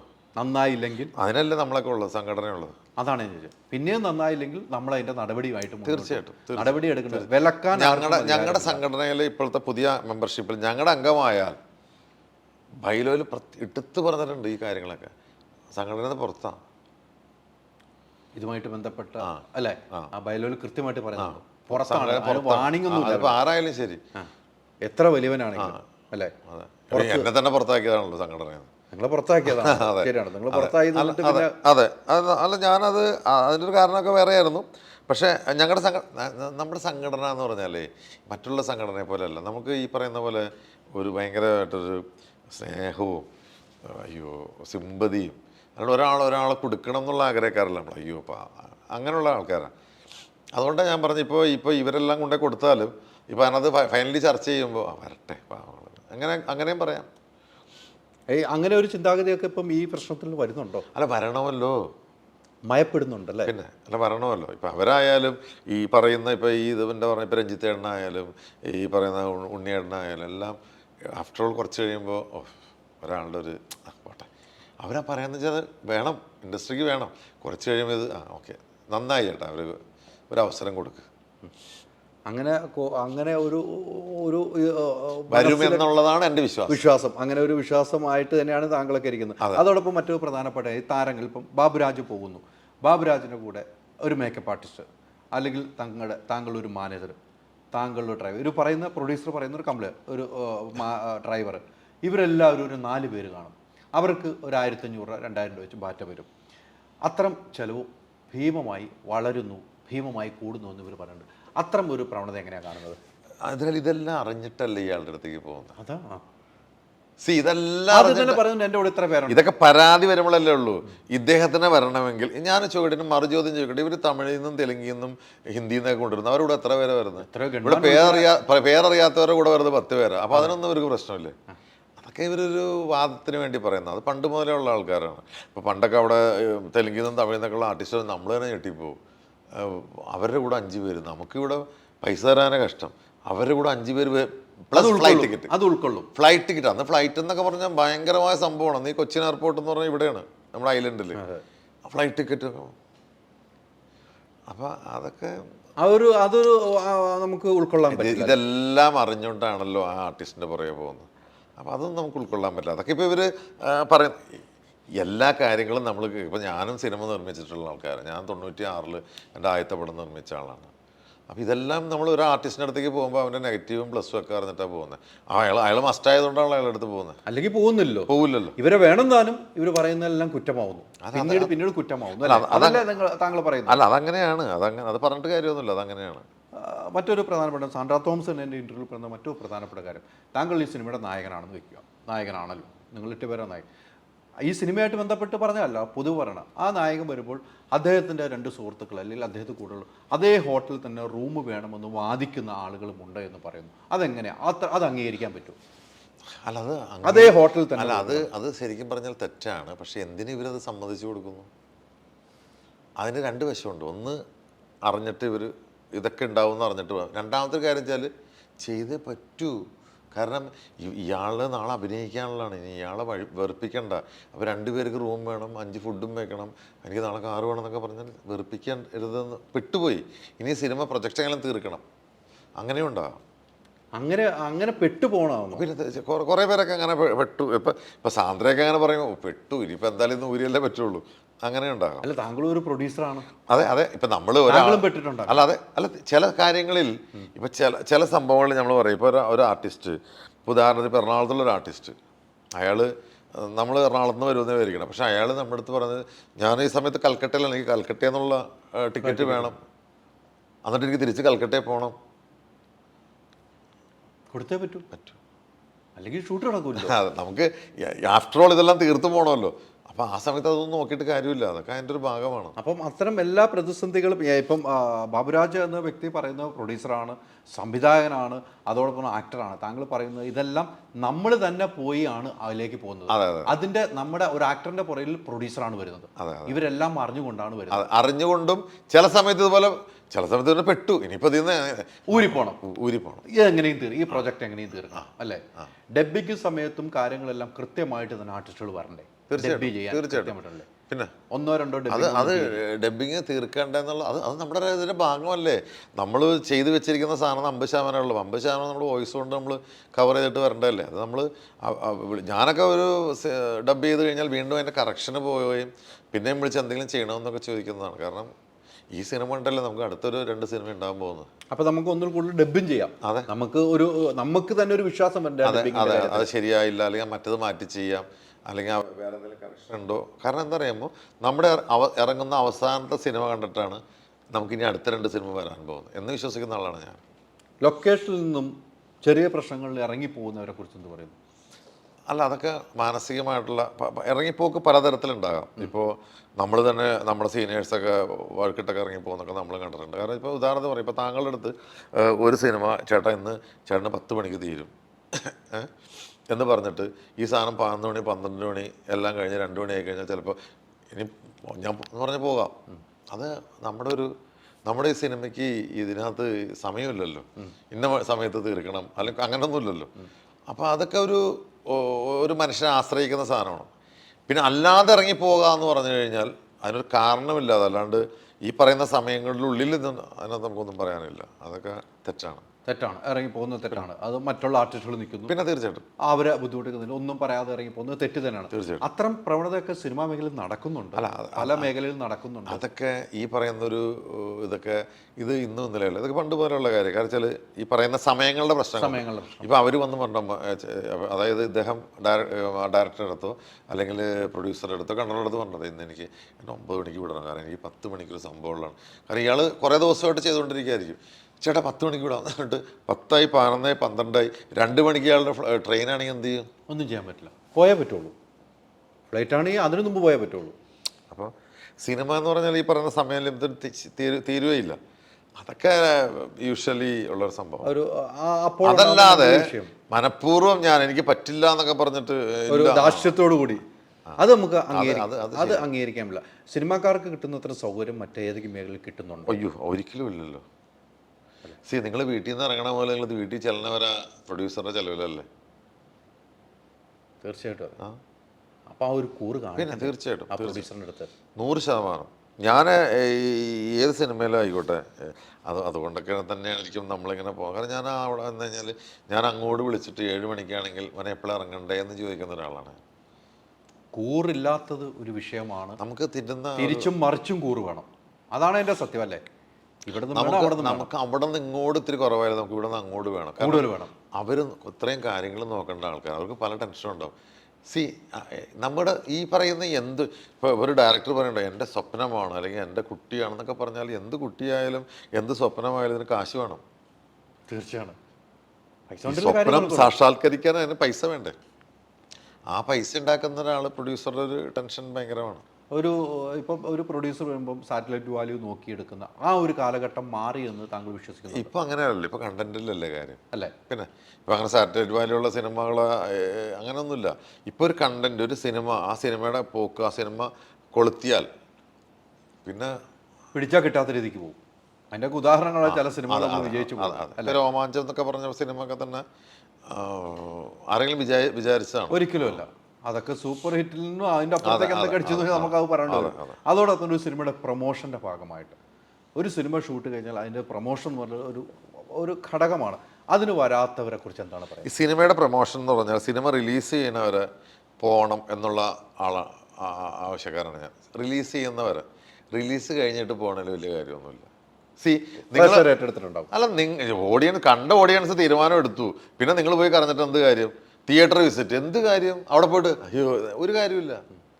അതിനു മുമ്പ് നമ്മൾ ചെയ്യുന്ന പ്രൊമോഷൻ അത് ആ സിനിമയുടെ ഒരു ഭാഗമാണ്.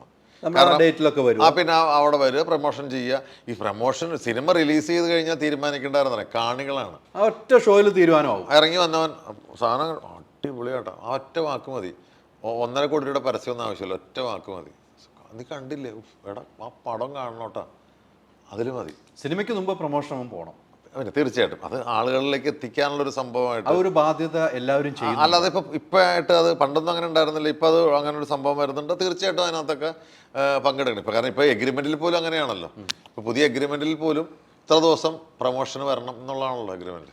ആ എഗ്രിമെൻറ്റ് പാലിക്കുന്നുണ്ടോ? തീർച്ചയായിട്ടും. ഇപ്പം നമുക്കൊരു സാലറി തരുമ്പോൾ നമ്മൾ 3-4 ഗഡുക്കളായിട്ടാണ് തരുന്നത്. ഒന്ന് അഡ്വാൻസ് തരുന്നു, പിന്നെ ഇടയ്ക്ക് വെച്ച് തരുന്നു, ഡബ്ബിങ്ങിൻ്റെ സമയത്ത് തരുന്നു, പിന്നെ പ്രൊമോഷൻ കഴിയുമ്പോഴാണോ തരുന്നത്? എങ്ങനെയാണ് അതിൻ്റെ പോക്ക്? ഇപ്പോൾ അല്ല, പ്രൊമോഷൻ കഴിഞ്ഞവരല്ല, നമ്മൾ ഡബ്ബിങ്ങിന് മുമ്പ് പൈസ ഒന്ന് തീർക്കണമല്ലോ. ഡബ്ബിങ്ങിന് മുമ്പാണ്, ഡബ്ബിങ് കഴിഞ്ഞിട്ടാണ്? അല്ലല്ല, ഡബ്ബിങ് കഴിഞ്ഞിട്ട് പൈസ മേടിക്കാനായിട്ട് ഞാൻ നിൽക്കില്ല. ഡബ്ബിങ്ങിന് മുമ്പ് മേടിക്കും. അല്ല, നിങ്ങൾ ഡബ്ബിങ് കഴിഞ്ഞിട്ട് പൈസ തരുമെന്ന് എന്താ എനിക്ക് ഉറപ്പ്? അതൊന്നും ശരിയായ കാര്യമല്ല.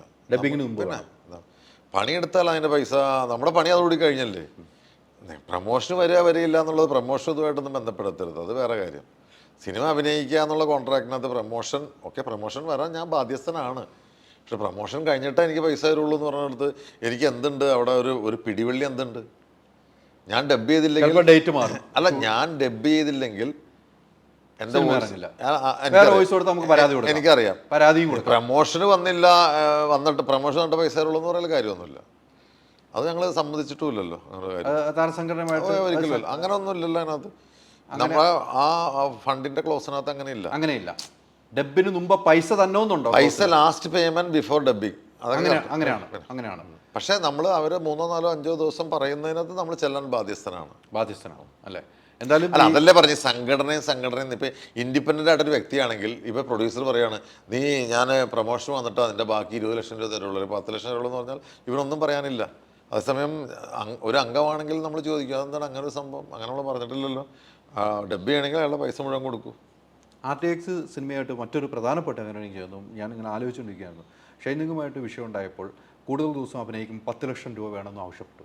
താരസംഘടന അമ്മ ഇടപെട്ട് 10 ലക്ഷം രൂപ വാങ്ങിക്കൊടുത്തു അദ്ദേഹത്തിന്. അപ്പോൾ ആ പ്രൊഡ്യൂസറിനുണ്ടായ നഷ്ടം വേറെ നഷ്ടമുണ്ടായെന്ന് പൊതുവെ പറയുന്നതാണോ ഞാൻ പറയുന്നത്? അല്ല, ഞാൻ അതിനെക്കുറിച്ച് കൂടുതൽ പറയുന്നറിയാമോ, ഇത് രണ്ടും രണ്ട് വശമാണ്. അവരവരുടെ വശം പറയുന്നു, ഞങ്ങൾ ഞങ്ങളുടെ വശം പറയുന്നു. അപ്പം ഞങ്ങളുടെ ഒരു അംഗത്തിനെ സംബന്ധിച്ചിടത്തോളം അങ്ങനെ ഒരു സംഭവം പറഞ്ഞിട്ട് അവർ സമ്മതിച്ചല്ലോ, കൊടുക്കാൻ കൊടുക്കുകയും ചെയ്തു. അപ്പോൾ അതിനകത്ത് തന്നെ വ്യക്തമായല്ലോ. അപ്പം ഷൈൻ്റെ അവിടെ ന്യായമുള്ളതുകൊണ്ടാണ് അവർ കൊടുത്തതെന്ന് ആണല്ലോ. അപ്പോൾ അത് നമുക്ക് തൽക്കാലം അങ്ങനെ നിൽക്കട്ടെ. കാരണം ഇപ്പോൾ ഇങ്ങനെ ഒരു പ്രശ്നം നിൽക്കണതുകൊണ്ട് നമ്മൾ അതിനകത്തേക്ക് കൂടുതൽ പറയുന്നത് ശരിയല്ല. ഇവിടെ ഏറ്റവും പ്രശ്നം ഞാൻ ഇപ്പോഴും കാണുന്നത്, ബാബുരാജ് എന്ന വ്യക്തി ഇൻ്റർവ്യൂ എടുക്കുമ്പോൾ എനിക്ക് കാണുന്നത്, എനിക്ക് വേണ്ടതുകൊണ്ടാണ് ഞാൻ അവിടെ എത്തുന്നത്. തീർച്ചയായിട്ടും എനിക്ക് ബാബുരാജിന് വേണ്ടി ഞാൻ അവിടെ പോകേണ്ട അടുത്ത ആളുടെ അടുത്തേക്ക് പോകാം. തീർച്ചയായും അപ്പോൾ പോകുമ്പോൾ ചിലതൊക്കെ അനുഭവിക്കേണ്ടതായി വരും. തീർച്ചയായിട്ടും. അല്ല, ചിലതൊക്കെ അങ്ങനെ ഒരു കീഴ്വഴക്കം വെച്ചിട്ടുണ്ട്. അപ്പോൾ അത് മാറ്റട്ടെ. അത് മാറ്റണോടൊപ്പം തന്നെ നമ്മുടെ ഈ യുവാക്കളായ അവർ ഒന്ന് മനസ്സിലാക്കട്ടെ, അവരുടെ പ്രശ്നങ്ങൾ അവർ സ്വയം മനസ്സിലാക്കുന്നുണ്ട്. ഇപ്പോൾ എല്ലാവരും മനസ്സിലാക്കുന്നുണ്ട്. അത് മനസ്സിലാക്കി വരട്ടെ. അതിൻ്റെ ഒരു പാഠം അവർക്ക് ഉൾക്കൊണ്ട് തുടങ്ങി. അതൊക്കെ നല്ലൊരു തീരുമാനമാണ്. എന്തായാലും ഇൻഡസ്ട്രി ഒരിക്കലും ഇതൊക്കെ എല്ലാ പ്രാവശ്യവും ഇങ്ങനൊരു കയറ്റവർക്കൊക്കെ ഉണ്ടാവും. ഇതിനു മുമ്പ് എത്രയോ പ്രാവശ്യം പറഞ്ഞു കഴിഞ്ഞു കേട്ടോ. ഇപ്പോൾ എത്ര തിയേറ്റർ കൂടുതൽ വന്നിട്ടുണ്ടെന്ന് പറഞ്ഞു നോക്കി. തിയേറ്ററിൻ്റെ എണ്ണം വർദ്ധിക്കും ഇല്ലേ? ഈ കൊറോണ കഴിഞ്ഞിട്ട് നിങ്ങൾ ആലോചിക്കുക. അപ്പോൾ ഇതൊന്നും ലാഭമില്ലാണ്ടാണോ? അല്ല. അപ്പോൾ അതിങ്ങനെ ഓരോ സമയത്തുണ്ടാവുന്നത്. കാരണം പ്രേക്ഷകന് വേണ്ട സാധനം കൊടുക്കുക, അത് കൊടുത്താൽ പ്രേക്ഷകർ വരും. അതൊരു ഉറപ്പല്ലേ. സിനിമ അല്ലാതെ ഏറ്റവും ചിലവ് കുറഞ്ഞ മാർഗത്തിൽ ഒരു 3 മണിക്കൂർ കളയാൻ പറ്റിയ ഒന്നുമില്ല.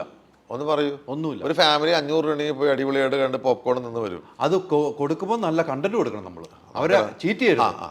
കാണാനുണ്ട്. ഓക്കെ, അവരെ ചീറ്റ് ചെയ്യരുത്. അത്രേ ഉള്ളൂ. അതുകൊണ്ട് നമ്മുടെ പിള്ളേരൊക്കെ റെഡിയാകും എന്നുള്ളതാണ് ഞങ്ങളുടെ വിശ്വാസം. ഞങ്ങളുടെ ആൾക്കാരെല്ലാം ഈ പറയുന്ന പോലെ, സംഘടന പറയുന്ന പോലെ, പ്രൊഡ്യൂസേഴ്സ് പറയുന്ന പോലെ ഉള്ള കാര്യങ്ങളിലേക്ക് വരും എന്നുള്ളതാണ് ഞങ്ങളുടെ ഉറച്ച വിശ്വാസം. നിങ്ങളുടെ കൂടെ നിൽക്കട്ടെ. തീർച്ചയായിട്ടും. അല്ല, അതങ്ങനെ തന്നെ ഉണ്ടാവും. ഈ കുട്ടികളൊക്കെ നല്ല രീതിയിൽ വരും, മഞ്ഞുരുകി തീരും, ഇൻഡസ്ട്രി മുന്നോട്ട് പോകും. നാളെ നമ്മൾ കാണുമ്പോൾ ചേട്ടൻ പറഞ്ഞ പോലെ ആയി എന്ന് പറയാൻ ഇടവരട്ടെ. തീർച്ചയായിട്ടും അങ്ങനെ ഉണ്ടാകട്ടെ. അത് തന്നെയാണ് നമുക്ക് ആഗ്രഹം. സിനിമാ മേഖല നിലനിൽക്കണം, അത് അത്യാവശ്യമാണ്. പല ആളുകളുടെ പ്രശ്നങ്ങളുണ്ട്, അതെല്ലാം പ്രശ്നം പരിഹരിച്ചുകൊണ്ട് സിനിമ മുന്നോട്ടും വിലക്കില്ല, ഒരു നിസ്സഹരണം മാത്രമാണ് പ്രഖ്യാപിച്ച് അതും മാറി ഒരുമിച്ച് കൈകോർത്ത് പോകാൻ ഇൻഡസ്ട്രിക്ക് കഴിയട്ടെ. നമസ്കാരം.